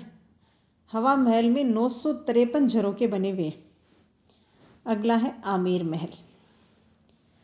जयपुर से 11 किलोमीटर की दूरी पर कच्छाओं की पुरानी राजधानी आमेर अपने किले और स्थापत्य के लिए पर्यटकों का मुख्य आकर्षण है। यूनेस्को की विश्व धरोहर सूची में शामिल पूर्व में कच्छवा राजपूतों की राजधानी आमेर महल ऊंची पहाड़ी पर स्थित है। यह हिंदू व मुगल शैली का सुंदर मिश्रण है। आमेर का महल 1592 ईस्वी में राजा मानसिंह प्रथम ने दुश्मनों से मुकाबला और बचाव करने के लिए बनवाया था। आमेर महल का आंतरिक भाग लाल बलुआ पत्थर तथा संगमरमर से बनाया गया है। इसमें नक्काशी का कार्य, बहुमूल्य पत्थरों की जड़ाई, मीनाकारी का काम, पच्चीकारी काम, जगह जगह लगे बड़े बड़े दर्पण इसकी भव्यता को चार चांद लगाते हैं। जंतर मंतर जयपुर के संस्थापक महाराजा सवाई जयसिंह द्वितीय के द्वारा बनाई गई 5 खगोलीय वेधशालाओं में सबसे विशाल है जंतर मंतर वेधशाला जयपुर की। जयपुर की ये वेधशाला, इसे जंतर मंतर कहते हैं। यूनेस्को द्वारा इसे विश्व धरोहर सूची में शामिल किया गया है। इसमें बनाए गए जटिल यंत्र समय को मापने, सूर्य की गति व कक्षाओं का निरीक्षण व आकाश के पिंडों के संबंध में विस्तारपूर्वक जानकारी देते हैं। तो जयपुर के संस्थापक कौन थे? सवाई जयसिंह द्वितीय थे। सवाई जयसिंह द्वितीय ने 5 खगोलीय वेधशालाएं बनाई थी, जिससे सबसे बड़ी खगोलीय वेधशाला थी जयपुर का जंतर मंतर। अगला है जयगढ़ फोर्ट। सन 1726 में महाराजा जयसिंह द्वितीय द्वारा ये किला आमेर की सुरक्षा के लिए बनवाया गया था। इसमें बने शस्त्रागार, अनूठा शस्त्र संग्रहालय, तोपें बनाने का कारखाना, विश्व की सबसे बड़ी तोप जयबाण के कारण राजस्थान में आने वाला प्रत्येक पर्यटक जयपुर आकर इस तोप को जरूर देखना चाहता है। इस तोप को एक बार चलाया गया था, जिससे शहर के 35 किलोमीटर दूर गड्ढा बन गया था। इसकी लंबाई 31 फीट 3 इंच है, वजन 50 टन है। इसके 8 मीटर लंबे बैरल में 100 किलो गन पाउडर भरा जाता है। तो जयगढ़ का किला किसने बनाया था? 1726 ईस्वी में महाराजा जयसिंह द्वितीय ने बनाया था। जयगढ़ के किले में विश्व की सबसे बड़ी तोप जय बाण रखी गई है। अगला है नाहरगढ़ किला। अंधेरी रात में तारों की छांव में नाहरगढ़ किले से जयपुर शहर का विहंगम, अद्भुत और मदमस्त नज़ारा सारी दुनिया। 1734 में महाराजा जयसिंह के शासनकाल के दौरान इस किले का निर्माण हुआ था। नाहरगढ़ का निर्माण कब कराया गया था? 1734 में महाराजा जयसिंह के समय। शहर का पहरेदार मालूम होता है। नाहरगढ़ को जयपुर का पहरेदार कहा जाता है। इस किले में बनाए गए माधवेंद्र भवन को ग्रीष्म काल में महाराजा के निवास के रूप में काम लिया करते थे। रानियों के लिए आरामदायक बैठक तथा राजा के कक्षों का समूह आलीशान दरवाजों, खिड़कियों और भित्ति चित्रों से सजाया गया। नाहरगढ़ अतीत की यादों को समेटे शान से कड़ा है। अभी हाल ही में महल में एक स्कल्पचर आर्ट गैलरी भी बनाई गई है। अगला है अल्बर्ट हॉल सेंट्रल म्यूजियम।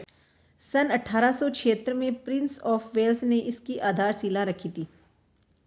इसका नाम लंदन के अल्बर्ट संग्रहालय के नाम पर रखा गया। सर स्विंटन जेकब द्वारा इसका डिजाइन बनाया गया था। इंडो सोर्सेनिक स्थापत्य शैली के आधार पर इसका निर्माण करवाया गया। रामनिवास बाग के बीच में अल्बर्ट हॉल की अभूतपूर्वक और मनोमोहक इमारत हर मौसम में पर्यटकों को आकर्षित करती है। इसमें जयपुर कला विद्यालय, कोटा, बूंदी, किशनगढ़, उदयपुर शैली के लघु चित्रों का बड़ा संग्रहालय। तो अल्बर्ट हॉल 1876 इसमें प्रिंस ऑफ वेल्स ने अल्बर्ट हॉल की आधारशिला रखी थी और अल्बर्ट हॉल का नाम लंदन के अल्बर्ट संग्रहालय के नाम पे रखा गया। इसके वास्तुकार थे sir Swinton Jacob. Galtaji Jaipur का एक प्राचीन तीर्थ स्थान है। ये गालव ऋषि की तपोस्थली है। गलताजी स्थित कुंड में स्नान का धार्मिक महत्व है। तीर्थयात्री यहाँ पवित्र स्नान हेतु आते हैं। इस स्थान में मंदिर, मंडप और पवित्र कुंड है। गलताजी आने के लिए आगंतुक पहले रामगोपाल जी मंदिर परिसर में आते हैं, जिसे स्थानीय लोग बंदर मंदिर कहा जाता है। इसे ये नाम यहाँ पाए जाने वाले बंदरों से के एक बड़े समूह की वजह से मिला है।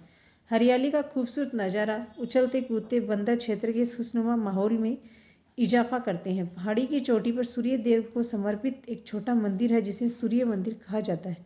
दीवान कृपाराम द्वारा निर्मित ये मंदिर शहर के लोगों के लिए पूजनीय है। ईसरलाट सरगासूली। शहर के बीच बीच 60 फीट ऊंची भव्य मीनार ईसरलाट को सर्वग भेदी मीनार या सरगासुली भी कहते हैं। राजा ईश्वर सिंह ने 1749 ईस्वी में इस मीनार को एक शानदार जीत की स्मृति में बनवाया था। त्रिपोलिया गेट के निकट स्थित इस मीनार में अंदर की तरफ ऊपर तक जाने के लिए सीढ़ियां बनी हुई हैं, जिनसे चढ़कर ऊपर से जयपुर का विहंगमय दृश्य दिखाई देता है। ईसरलाट सरगासुली 60 फीट ऊंची इमारत है। इसे सर्वग भेदी मीनार या सरगासुली कहते हैं। 1749 ईस्वी में राजा ईश्वर सिंह ने इसका निर्माण करवाया था। अब है गोविंद देव जी के मंदिर।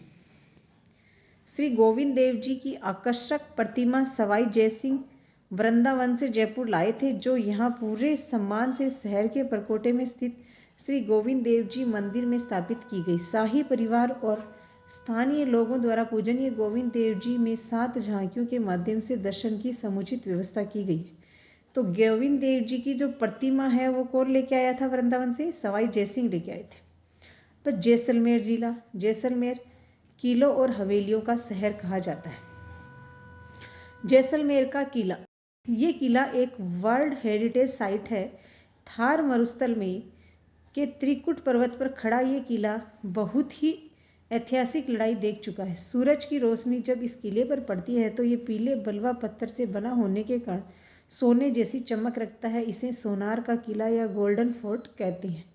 तो जैसलमेर के किले को क्या कहते हैं? सोनार का किला या गोल्डन फोर्ट कहते हैं। ये एक वर्ल्ड हेरिटेज साइट है, त्रिकुट पर्वत पर बना हुआ है। जैसलमेर का किला पीले पत्थरों से निर्मित होने के कारण इसे सोनार का किला भी कहा जाता है। डेजर्ट नेशनल पार्क, थार रेगिस्तान के विभिन्न वन्य जीवों का सबसे महत्वपूर्ण आवास ये पार्क है। जानवरों की विभिन्न प्रजातियों जैसे काले हिरण, चिंकारा और रेगिस्तान में पाई जाने वाली लोमड़ी सब पार्क में विचरण करते हैं।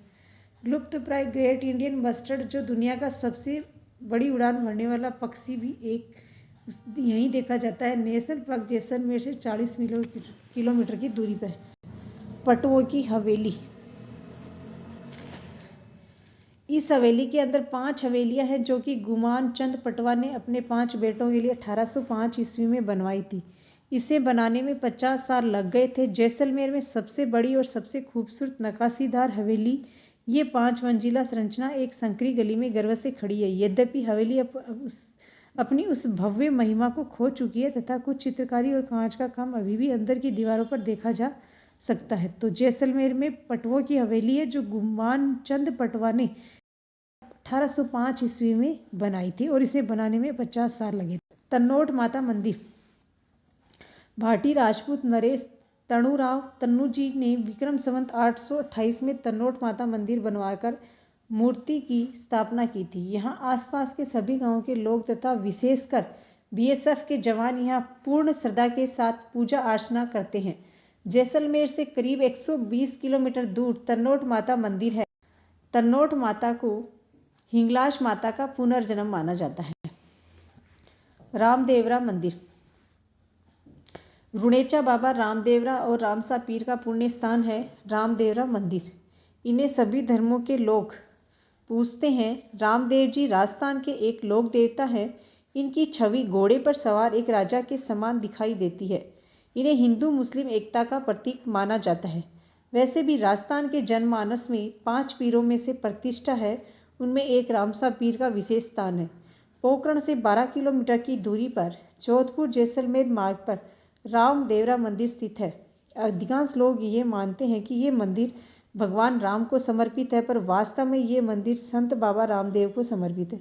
ये मंदिर बाबा रामदेव के अंतिम विश्राम का स्थान माना जाता है। सभी धर्मों के लोग यहाँ यात्रा के लिए आते हैं। यहाँ अगस्त और सितंबर के बीच रामदेवरा मेला नाम से एक बड़ा लोकप्रिय मेला आयोजित किया जाता है। बड़ी संख्या में भक्त यहाँ आकर रात भर भक्तिपूर्ण गीत गाते हैं। तो रामदेवरा मंदिर रुणेचा में है और सभी धर्मों के लोग यहाँ पे आते हैं। पंचपीरों में से एक है रामदेव जी। बड़ा बाग, ये एक विशाल उद्यान जो भाटी राजाओं की स्मृति को समेटे हुए है। बड़ा बाग जैसलमेर के उत्तर में 6 किलोमीटर की दूरी पर स्थित है, जिसे बर बाग भी कहा जाता है। इस बगीचे में जैसलमेर, राज्य के पूर्व महाराजाओं की शाही छतरियां हैं। उद्यान का स्थान ऐसी जगह है जहां से पर्यटकों को सूर्यास्त का अद्भुत दृश्य भी देखने को मिलता है। जैसलमेर के महाराजा जयसिंह द्वितीय 1688 से 1743 में यहाँ पर एक बांध बनाया गया था, जिसके कारण जैसलमेर का काफ़ी हिस्सा हरा भरा हो गया था। उनकी मृत्यु के बाद 1743 ईस्वी में उनके पुत्र लूणकरण ने अपने पिता की छतरी यहाँ बनवाई। उसके बाद अन्य राजाओं की मृत्यु के बाद उनकी छतरियाँ बनाई गई थी। तो बड़ा बाग कहाँ है? जैसलमेर में भाटी राजाओं का स्मृति स्थल है। बड़े बाग में सबसे पहले लूणकरण ने 1743 ईस्वी में महाराजा जयसिंह द्वितीय की छतरी बनवाई थी। अगला है जालोर। जालोर ग्रेनाइट्स की नगरी कहलाता है। जालोर किला। यहाँ के किले और महलों में ज़्यादातर सजावट देखने को नहीं मिलती है। यहाँ के सबसे प्रतापी शासक कानड़देव सोनगरा हुए हैं, जिन्होंने दिल्ली के सुल्तान अलाउद्दीन खिलजी को कई बार दांत खट्टे किए हैं। खिलजी ने कानड़देव से बदला लेने के लिए कई बार दांव पेश लगाए, परंतु अंत में वह कानड़देव और उनके पुत्र वीरमदेव की वीरता का कायल हो गए थे। शहर का मुख्य आकर्षण जालोर का किला है। वास्तुकला एवं प्रभावशाली प्रतीक है और माना जाता है 8वीं और 10वीं शताब्दी के बीच इसका निर्माण किया गया था। जालोर के किले का निर्माण 8वीं 10वीं शताब्दी के बीच। किला लगभग 336 मीटर की ऊंचाई पर खड़ी पहाड़ी के ऊपर स्थित है और नीचे शहर का अति सुंदर दृश्य पेश करता है। किले की मुख्य विशेषता इसकी ऊंची दीवारें और गढ़ है। सुंदा माता मंदिर। अरावली रेंज में सुंदा पर्वत के ऊपर स्थित सुंदा माता मंदिर है। ये मंदिर समुद्र तल से ऊपर 1220 मीटर की ऊंचाई पर बनाया गया है। पूरे भारत के भक्तों द्वारा बहुत पवित्र माना जाता है। यहाँ चामुंडा देवी की एक प्रतिमा है। मंदिर के सफ़ेद संगमरमर में बने खंभे माउंट आबू के देलवाड़ा मंदिर की याद दिलाते हैं। इस मंदिर में ऐतिहासिक महत्व के कुछ शिलालेख हैं। जालोर का सुंदा माता मंदिर किसका है? चामुंडा माता देवी की प्रतिमा का बनी हुई है। मलिक शाह की मस्जिद। अलाउद्दीन खिलजी ने जालोर में अपने शासन के दौरान बगदाद के सुल्तान मलिक शाह के सम्मान में ये मस्जिद बनवाई थी। ये मस्जिद अपनी अनूठी स्थापत्य के लिए प्रसिद्ध है। इसकी बनावट गुजरात में बने भवनों से काफ़ी प्रभावित है। तो मलिक शाह की मस्जिद कहाँ है? जालोर में है। अलाउद्दीन खिलजी ने बगदाद के सुल्तान मलिक शाह के सम्मान में ये मस्जिद बनवाई थी। झालावाड़। गागरोन का किला। यहाँ के शासक अचलदास खींची जब मालवा के शासक होशंग शाह से हार गए थे, तो यहाँ की राजपूत महिलाओं ने खुद को दुश्मनों से बचाने के लिए जौहर कर लिया था। यूनेस्को की विश्व धरोहर स्थल सूची में सम्मिलित 6 पहाड़ी किलों में यह एक पहाड़ी और जल किले का प्रतीक गागरोन का किला राजस्थान की शान है। आहू काली सिंध नामक नदी से घिरे इस किले की भव्य सुंदरता को अपलक निहारने का मन करता है। किले के बाहर सूफी संत मीठे शाह के मकबरे पर मुहर्रम के महीने में वार्षिक मेले का आयोजन होता है। गागरोन किले का निर्माण बिजल देव ने 12वीं सदी में करवाया। 3 नदियों के संगम देखने के लिए यहाँ पर्यटक आते हैं।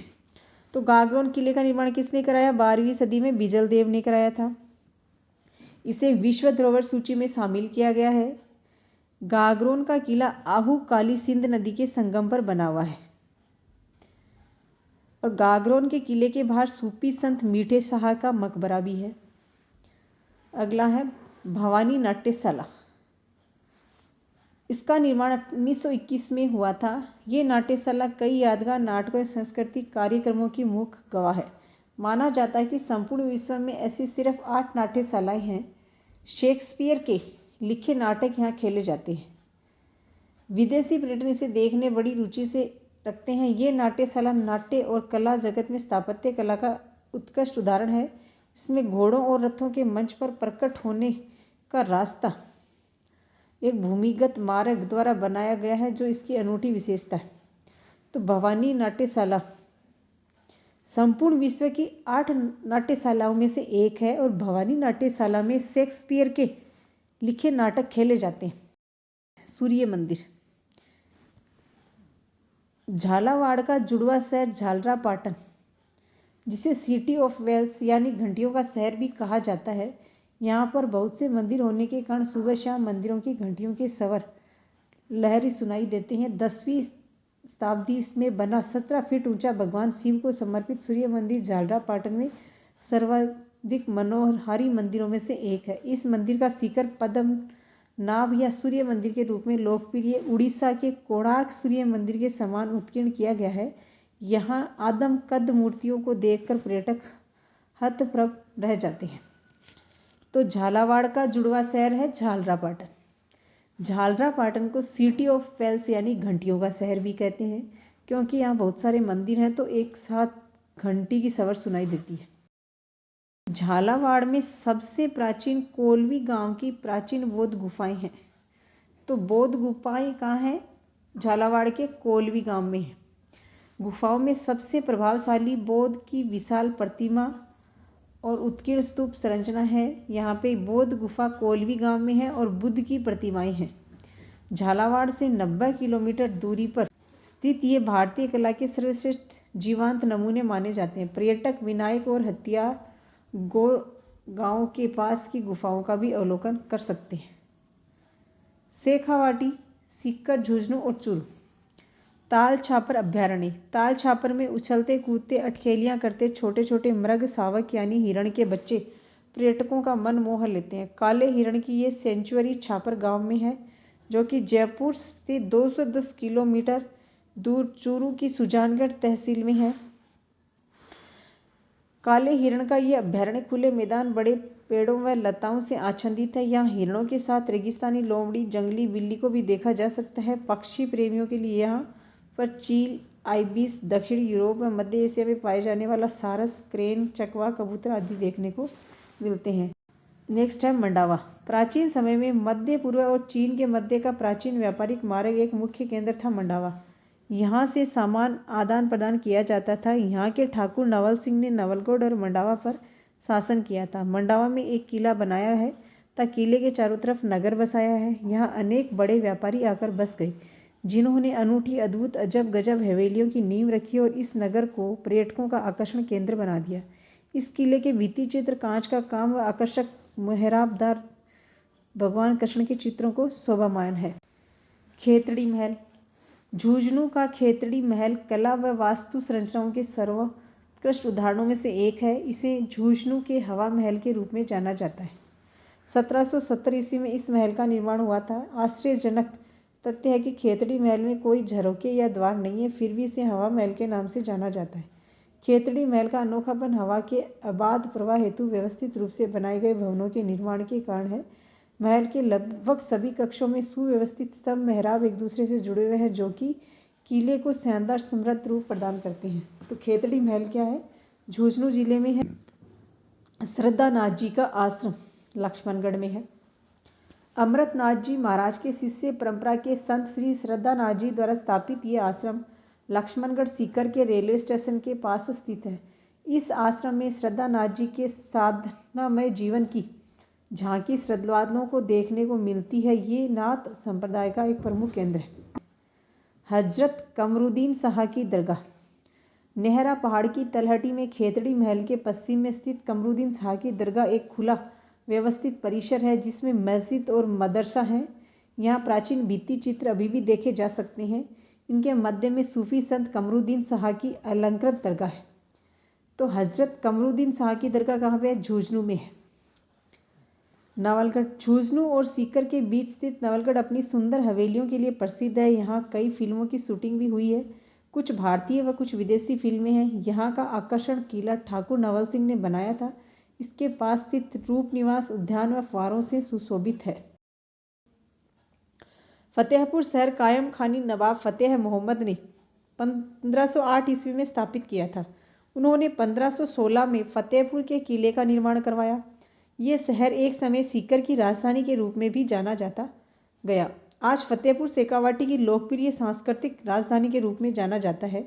यहाँ अनेक दर्शनीय जगह हैं, जिसमें द्वारकाधीश मंदिर, सिंघानिया हवेली, नादिन लोफ्रेंस कल्चर सेंटर और फतेहचंद की हवेली उल्लेखनीय है।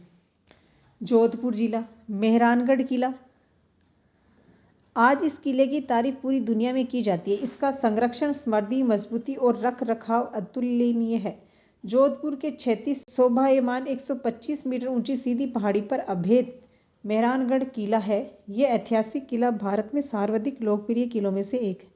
यह ऐतिहासिक और किंवदंतियों में सदा जीवित रहा है। मेहरानगढ़ का किला आज भी जयपुर की सेना द्वारा इसके दूसरे द्वार पर किए गए तोप के हमले की गवाही देता है। किला अपने उत्तम मेहराबदार झरोकों, नक्काशीदार पट्टिकाओं, सजावट युक्त द्वारों और मोती महल, फूल महल और शीश महल की चित्रित दीवारों के लिए जाना जाता है। जसवंत थड़ा 19वीं शताब्दी के अंत में निर्मित श्वेत संगमरमर का आकर्षण स्मारक जसवंत सिंह द्वितीय को समर्पित। इसका निर्माण उसके उत्तराधिकारी सरदार सिंह ने करवाया था। इसे राजस्थान का ताजमहल भी कहते हैं। जसवंत थड़ा का निर्माण सरदार सिंह ने जसवंत सिंह द्वितीय की स्मृति में करवाया था और जसवंत थड़े को राजस्थान का ताजमहल कहा जाता है। मंडोर, इस स्थान का प्राचीन नाम मांडवपुर था। ये पुराने समय में मारवाड़ राज्य की राजधानी हुआ करता था। एक किंवदंती के अनुसार रावण का ससुराल यहीं था। यहाँ सदियों से होली के दूसरे दिन रावण का मेला लगता है। मारवाड़ की प्राचीन राजधानी मंडोर जोधपुर के उत्तर में स्थित है। इस क्षेत्र का अपना ऐतिहासिक महत्व है। यहाँ जोधपुर के पूर्व शासकों के स्मारक व छतरियाँ हैं। राजस्थान स्थापत्य कला से बनी परंपरागत छतरियों की अपेक्षा ये हिंदू मंदिरों की संरचना पर आधारित है। तो मंडोर क्या है? मारवाड़ राज्य की राजधानी हुआ करता था। मंडोर को रावण का ससुराल भी है। मंडोर में होली के दूसरे दिन रावण का मेला लगता है। मंडोर में जोधपुर के पूर्व शासकों की छतरियां व स्मारक बने हुए हैं। कायलाना झील, जैसलमेर रोड पर कृत्रिम झील कायलाना एक सुंदर पिकनिक स्थल है। कैनवास के चित्र जैसी दिखती है। इस झील की रमणीयता अविस्मरणीय है। आरटीडीसी के माध्यम से झील में विहार हेतु नौकायान सुविधा भी उपलब्ध है। तो कायलाना झील जैसलमेर में है और ये एक कृत्रिम झील है।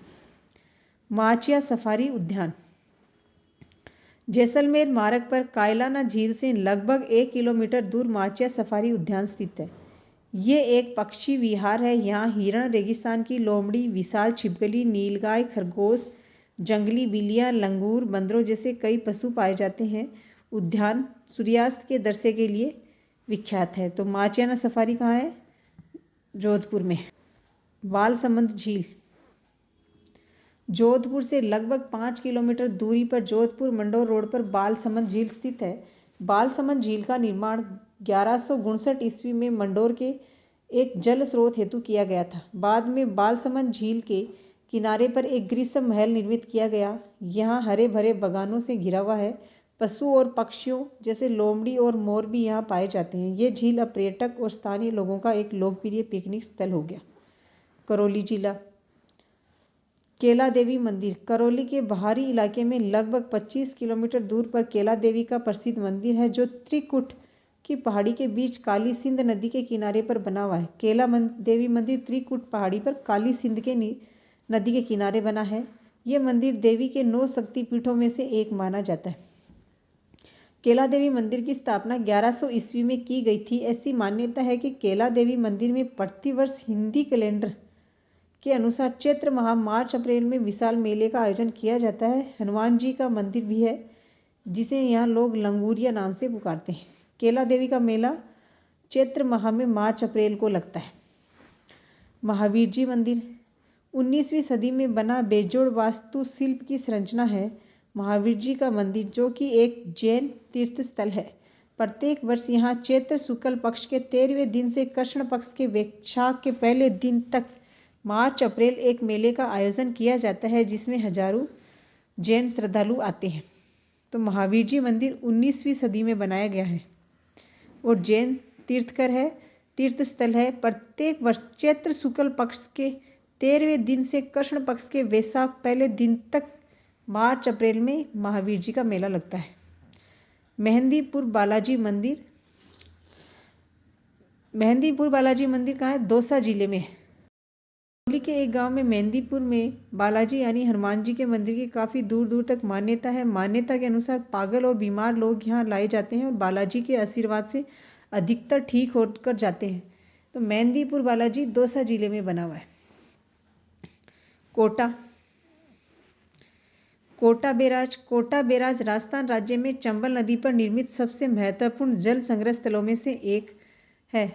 वर्षा ऋतु में इसके बड़े फाटकों के माध्यम से तेज प्रवाह युक्त जलधारा के मनोमोहक दृश्य को देखने के लिए पर्यटक लालायित रहते हैं। बैराज के पास भगवान शिव का कस्व मंदिर एक दर्शनीय स्थल है, जहाँ एक दुर्लभ चौमुखी शिवलिंग स्थापित है।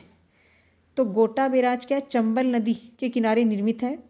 कोटा बैराज भगवान शिव को समर्पित कस्व मंदिर है यहाँ पे, और कस्व मंदिर में चौमुखी शिवलिंग स्थापित किया गया है। मुकुंदरा बाग अभ्यारण्य कोटा से लगभग 50 किलोमीटर की दूरी पर रावत भाटा मार्ग पर सेलझर तथा कालीपुरा गिरधारपुरा होते हुए दर्रा गांव तक तथा कोटा से 50 किलोमीटर झालावाड़ रोड पर दर्रा गांव से कालीपुरा सेलझर तक इस बाघ अभ्यारण्य का दृश्य अवलोकन किया जा सकता है। ये अभ्यारण्य सघन वन क्षेत्र है। यहाँ पैंथर, भालू, हिरण, जंगली सुअर, लोमड़ी, सियार, काफी संख्या में देसी विदेशी प्रवासी पक्षी देखे जाते हैं। तो मुकुंदरा बाग अभ्यारण्य में पैंथरे, भालू, हिरण, जंगली सुअर, लोमड़ी, सियार देखे जाते हैं। जग मंदिर कोटा महाराव दुर्जन साल सिंह है कि महारानी तथा उदयपुर की राजकुमारी वज्र कंवर जी ने इस कृत्रिम जलाशय किशोर सागर तथा जग मंदिर का निर्माण 1743-45 ईस्वी के मध्य करवाया था। किशोर सागर कोटा शहर के मध्य में स्थित है।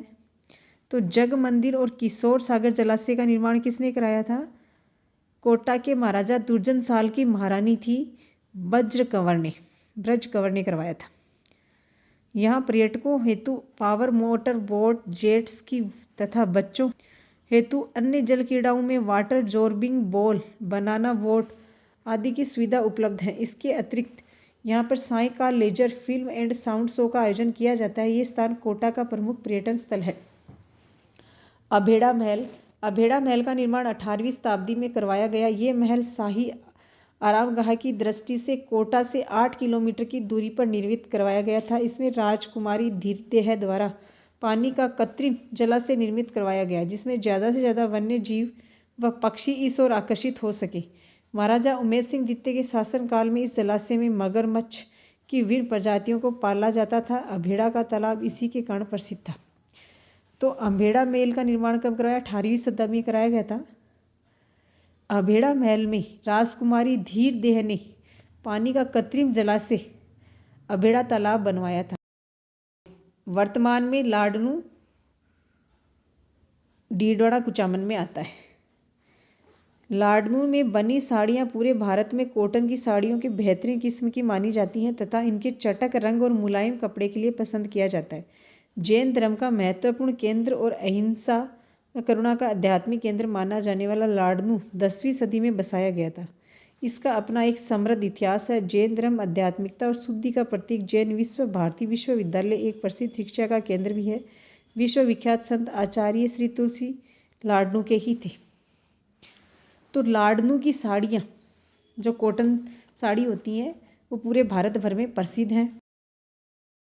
बड़े पीर साहब दरगाह सुप्रसिद्ध पवित्र स्थान होने के कारण नागौर में बड़े पीर साहब की दरगाह को 17 अप्रैल 2008 को एक संग्रहालय के रूप में दर्शनार्थ खोला गया था। दरगाह में सबसे ज़्यादा प्रसिद्ध और लोकप्रिय दर्शन योग्य सुशोभित वास्तु यहाँ पर रखा गया कुरान शरीफ है, जिसमें हजरत सैयद सैफुद्दीन अब्दुल जिलानी द्वारा सुनहरी स्याही में लिखा गया है। इसके साथ ही इसकी छड़ी और पगड़ी भी दर्शनीय है। यहाँ पर दर्शक पुराने भारतीय सिक्के जो कि सन 1805 ईस्वी में देख सकते हैं। इसके साथ ही अब्राहम लिंकन की छवि के साथ अमेरिकन सिक्के भी यहाँ देखे जाते हैं। बड़े पीर साहब की दरगाह 17 अप्रैल 2008 को इसे संग्रहालय के रूप में खोला गया था। झोरडा नागौर तहसील में स्थित झोरडा एक छोटा सा गांव है। प्रसिद्ध सूफी संत बाबा हरिराम की जन्म स्थली होने के कारण काफ़ी प्रसिद्ध है। प्रत्येक वर्ष हिंदी माह भाद्रपद की चतुर्थी और पंचमी जनवरी-फरवरी के अवसर पर झोरडा में लगभग 1-2 लाख श्रद्धालु आते हैं। यहाँ आने वाले लोगों में दिल्ली, हरियाणा, पंजाब, राजस्थान, यूपी सभी जगह के लोग यहाँ गांव में प्रत्येक वर्ष होने वाले बड़े सालाना मेले में आते हैं। इस गांव में बाबा हरिराम मंदिर होने के साथ ही इन संत के जीवन से संबंधित बहुत सारी स्मरणीय तथा दर्शन करने योग्य वस्तुएं रखी गई हैं। तो जोरडा नागौर में बाबा हरिराम की जन्मस्थली है। जोरडा नागौर में भाद्रपद की चतुर्थी और पंचमी को मेला लगता है। पाली जिला रणकपुर जैन मंदिर प्राकृतिक सौंदर्य के बीच घाटियों से घिरा ये भव्य मंदिर जैन समुदाय के लिए बड़ा तीर्थ स्थल है। हीरे जैसी चमकते और तरासे गए ये मंदिर अलौकिक, अद्भुत और अद्वितीय है। एक जैन व्यापारी के पास दिव्य दृष्टि होने की मान्यता के बाद 15वीं शताब्दी में निर्मित रणकपुर जैन मंदिर आदिनाथ को समर्पित है। राज्य के शासक राणा कुंभा ने इन मंदिरों के निर्माण को प्रोत्साहन दिया। उल्लेखनीय है कि ये अनेक मंदिरों का एक परिसर है, न कि मात्र एक मंदिर है। तो रणकपुर के जैन मंदिर क्या है, आदिनाथ को समर्पित है और महाराणा कुंभा ने इनके निर्माण को प्रोत्साहन दिया था। जवाई बांध लूनी नदी की सहायक नदी जवाई पर निर्मित जवाई बांध का निर्माण जोधपुर के महाराजा उम्मेद सिंह ने करवाया। ये पश्चिमी राजस्थान का सबसे बड़ा बांध माना जाता है। जोधपुर शहर और आस पड़ोस के गांवों के लिए पानी का एक प्राथमिक स्रोत होने के अलावा सर्दियों में जवाई बांध प्रवासी पक्षियों, तेंदुओं और मगरमच्छ के लिए सर्वग है। तो जवाई बांध का निर्माण जोधपुर महाराजा उम्मेद सिंह ने करवाया था। पश्चिमी राजस्थान का सबसे बड़ा बांध है जवाई बांध। बीकानेर जिला देशनोक करणी माता मंदिर दुनिया भर में चूहों के लिए अपनी पहचान बनाने वाला ये मंदिर बीकानेर से 30 किलोमीटर की दूरी पर देशनोक गांव में है। ये पर्यटकों में टेम्पल ऑफ रेट्स के नाम से मशहूर है। एक किंवदंती के अनुसार करणी माता के सौतेले बेटे लक्ष्मण की एक तालाब में डूबने से मृत्यु हो गई थी। करणी माता ने यमराज से उन्हें जीवित करने के लिए प्रार्थना की। यमराज ने माना कर दिया। फिर इस शर्त पर मान गए कि उस दिन के बाद से लक्ष्मण तथा करणी माता के सभी वंशज चूहे के रूप में जिंदा रहेंगे। हजारों चूहों को पवित्र मानकर मंदिर में भक्त लोग लड्डू व दूध की बड़ी परातें चढ़ाते थे, जिन्हें चूहे खाते और पीते। गर्भगृह में करणी माता की मूर्ति स्थापित थी। करणी माता मंदिर का द्वार सफेद संगमरमर से बनी एक सुंदर संरचना है। दूर दूर से पर्यटन इस मंदिर को देखने आते हैं। नए दूल्हा दुल्हन यहां माता का आशीर्वाद लेने आते हैं। तो देशनोक में करणी माता का मंदिर है, जिसे टेम्पल ऑफ रेट्स के नाम से जाना जाता है। और एक मान्यता है कि करणी माता के सौतेले बेटे लक्ष्मण की तालाब में डूबने से मृत्यु होती है और वो यमराज को उसे जीवित करने के लिए प्रार्थना करती हैं। तो यमराज एक शर्त पे उसे जीवित करते हैं कि लक्ष्मण और करणी माता के सभी वंशज चूहे के रूप में जिंदा रहेंगे। राजस्थान राज्य अभिलेखागार बीकानेर में है। राजस्थान राज्य अभिलेखागार शिक्षाविद एवं शोधकर्ता का यहाँ जमावड़ा रहता है। यहाँ संरक्षित प्राचीन प्रशासनिक रिकॉर्ड, जो कि मुगल काल के समय के भी हैं, जिसमें अरबी, फारसी के फरमान, निशान और हस्तलिखित ग्रंथ भी शामिल हैं। इन अभिलेखागार में संरक्षित व सुरक्षित रखे हैं। राजस्थान की लगभग सभी रियासतों के शासनकाल के दौरान किए गए कार्य व जारी किए गए आदेशों के रिकॉर्ड भी यहाँ मिलते हैं। बीकानेर का यह अभिलेखागार अत्यंत असाधारण तथा महत्वपूर्ण है। तो बीकानेर के लेखागार में राजस्थान की सभी रियासतों के शासन के दौरान जो कार्य किए गए थे या आदेश व फरमान जारी किए गए थे, वो सभी रिकॉर्ड मिल जाएंगे। जूनागढ़ किला, इस किले को कोई भी शत्रु नहीं जीत पाया। 1588 में सम्राट अकबर के सबसे ज़्यादा प्रतिष्ठित सूबेदार राजा राय सिंह द्वारा बनाया गया था। ये किला पर्यटकों के लिए आकर्षण का केंद्र रहा है।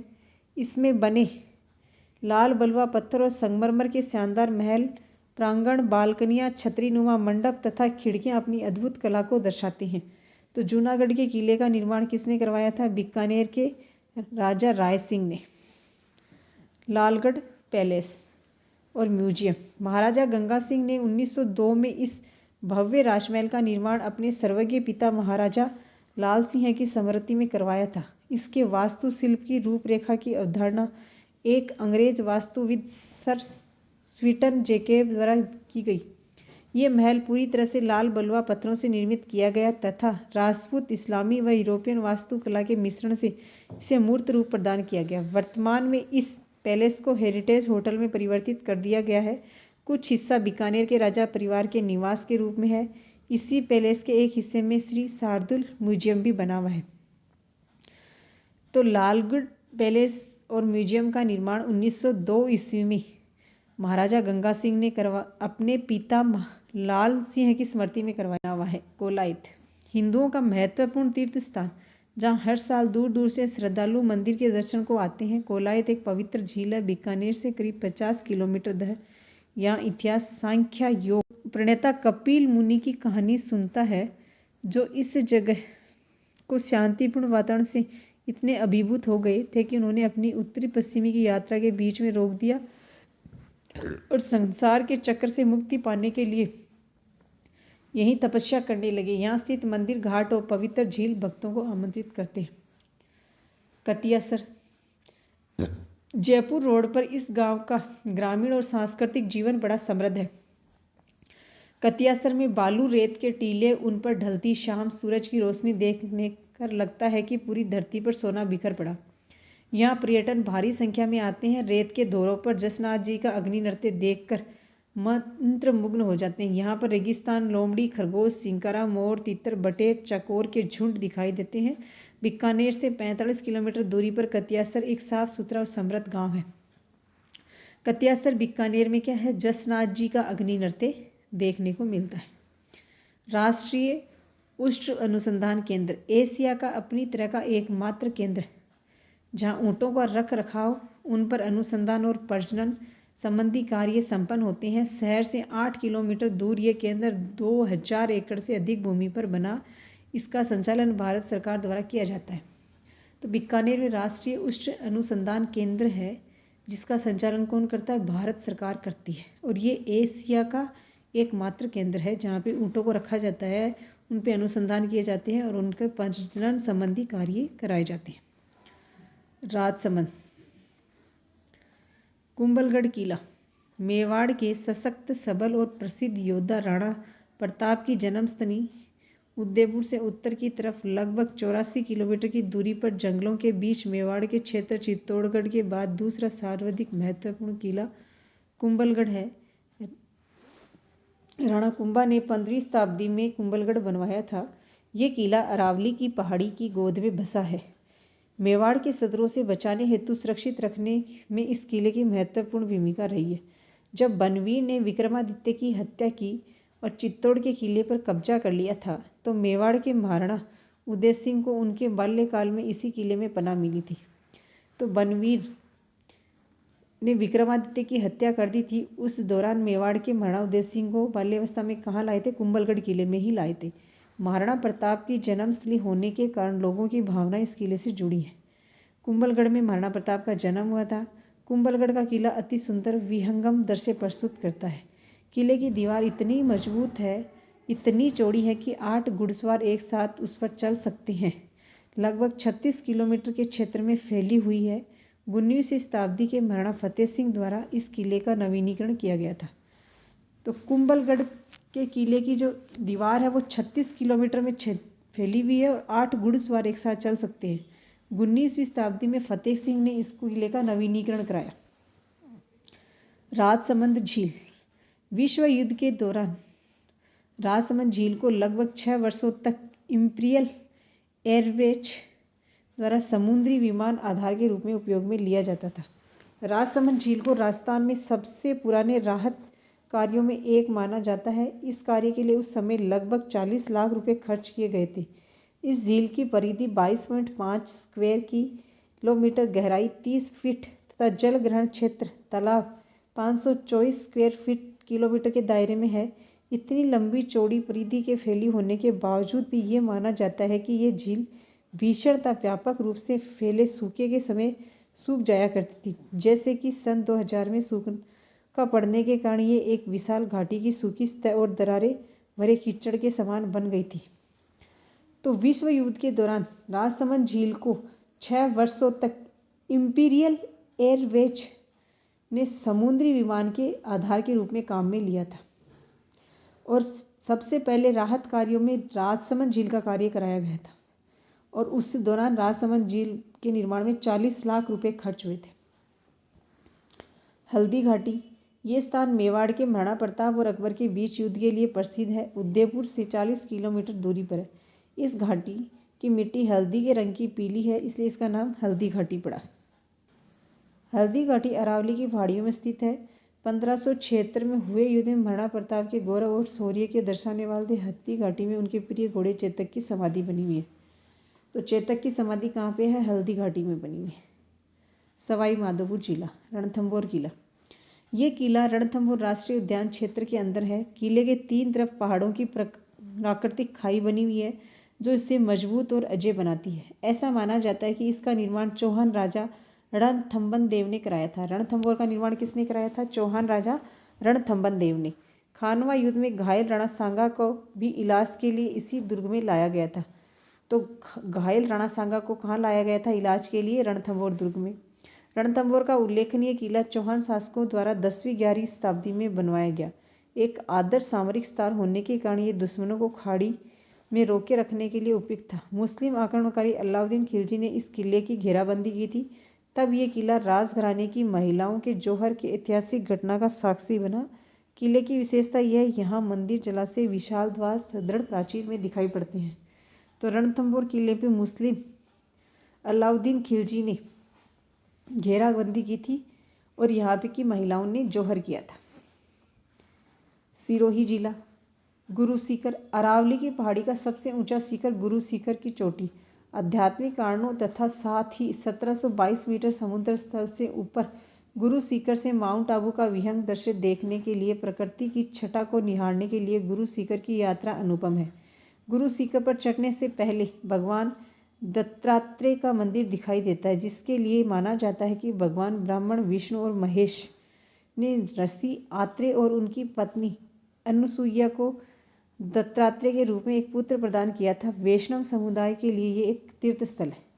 तो गुरु शिखर क्या है? सबसे ऊंचा शिखर अरावली का 1722 मीटर ऊंचा है गुरु शिखर। गुरु शिखर पर दत्तात्रेय का मंदिर बना हुआ है जो कि वैष्णव समुदाय का तीर्थ स्थल है। दिलवाड़ा के जैन मंदिर। पूरे विश्व में माउंट आबू के जैन मंदिरों को तीर्थ यात्रा महत्वपूर्ण मानी जाती है। 12 से साधारण सा दिखने वाला ये मंदिर भीतर पहुंचने पर पर्यटकों को अद्वितीय व वास्तुशिल्प और इसमें की गई पत्थरों का शानदार नक्काशी से अचंभित कर देता है। इसकी आंतरिक सजा में कलाकारों की बेहतरीन कारीगरी दिखाई पड़ती है। इस मंदिर को 12वीं-13वीं शताब्दी में बनाया गया था। इसकी छतों, मेहराबों और खंभों पर की गई कारीगरी को देखकर पर्यटन ठगे से रह जाते हैं। दिलवाड़ा के मंदिरों की अपरिभाषित सुंदरता और मंदिर के आसपास हरियाली भरपूर शांत वातावरण दिखाती है। नक्की झील। माउंट आबू के मध्य में स्थित नक्की झील भारत की पहली मानव निर्मित झील है। लगभग 80 फुट गहरी और 1/4 मील चौड़ी इस झील को देखे बिना माउंट आबू की यात्रा पूरी नहीं मानी जाती। कई किंवदंतियों से एक किंवदंती है कि इस झील को देवता ने अपने नाखूनों से खोदकर बनाया था, इसलिए इसका नाम नक्की या नख नाखून झील पड़ा था। तो नक्की झील क्या? भारत की पहली मानव निर्मित झील है। नक्की झील के बारे में किंवदंती है कि देवता ने अपने नाखूनों से इसे खोद के बनाया था। इसी नक्की झील के पास सन 1948 में स्वर्गीय महात्मा गांधी की अस्थियों का कुछ अंश भी प्रवाहित किया गया था, जिसके बाद गांधी घाट का निर्माण किया गया। प्राकृतिक प्रेमी और फोटोग्राफर्स के लिए झील का साफ सुथरा नीला पानी, हरी भरी वादियाँ और चारों तरफ की प्राकृतिक छटा रोमानी कल्पनित अद्भुत अंश सौंपनशील और तृप्त करने वाले हैं। इस आकर्षण भरे स्थल को देखने को बाध्य करते हैं। नक्की झील में 1948 ईस्वी में गांधी जी की अस्थियों का कुछ अंश प्रवाहित किया गया था और वहाँ पे गांधी घाट का निर्माण किया गया। टोंक जिला, बिसलपुर बांध। राजस्थान राज्य की राजधानी जयपुर के लिए जीवनदायिनी के रूप में पहचान बनाने वाला बिसलपुर बांध एक गुरुत्व बांध है जो कि बनास नदी पर निर्मित किया गया है। तो बिसलपुर बांध क्या है? जयपुर का जीवनदायिनी रूपरेखा है और बिसलपुर बांध बनास नदी पे बनाया गया है। ये राजस्थान के टोंक जिले के देवली कस्बे के पास है।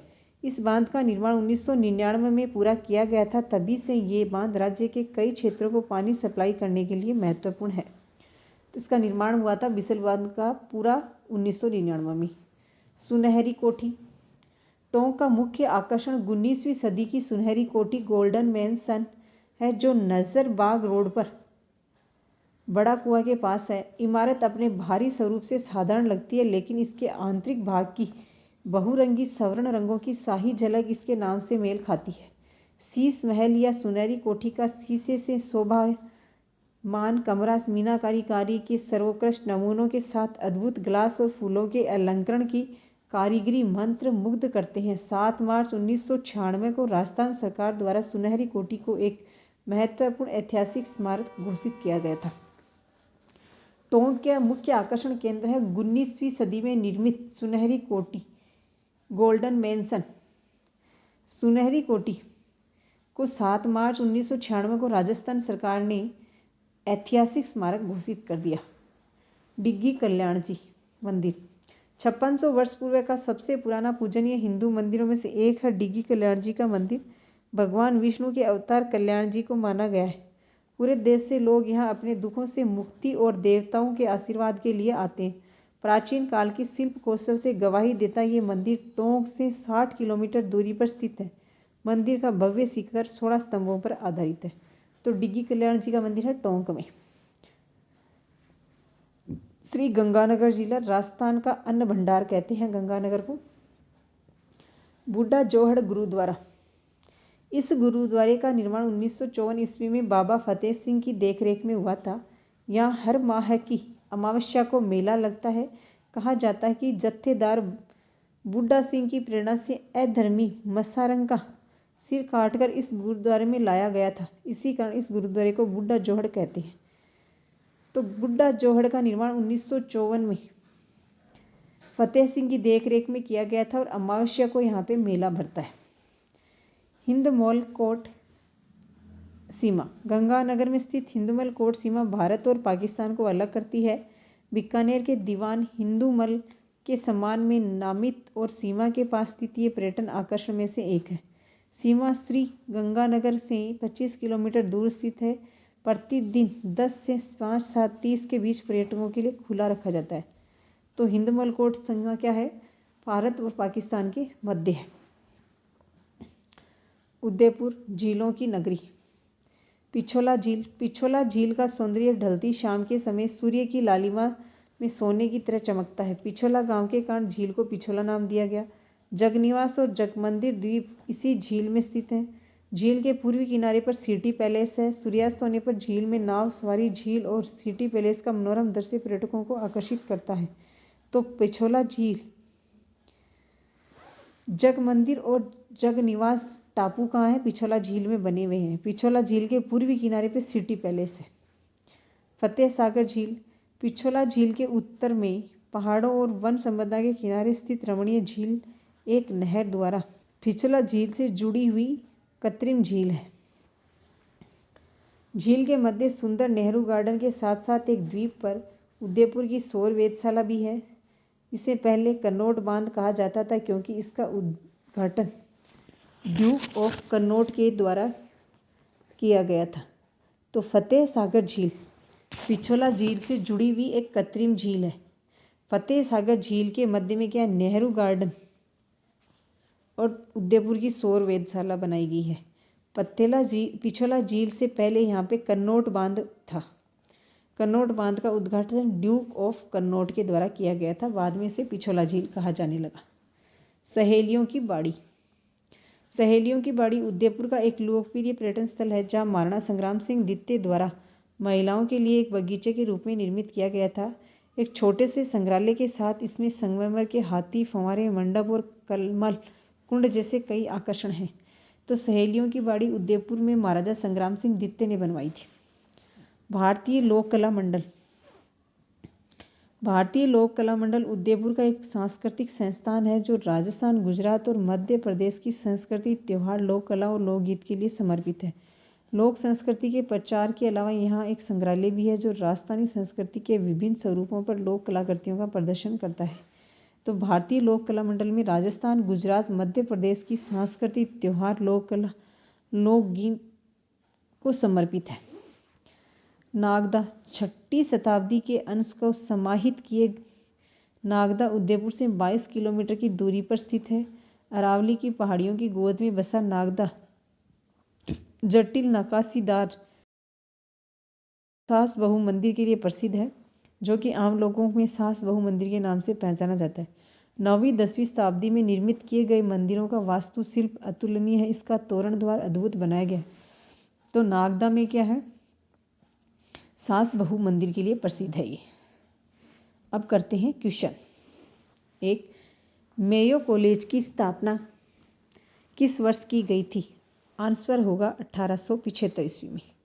केवलादेव घना पक्षी राष्ट्रीय उद्यान किस जिले में स्थित है?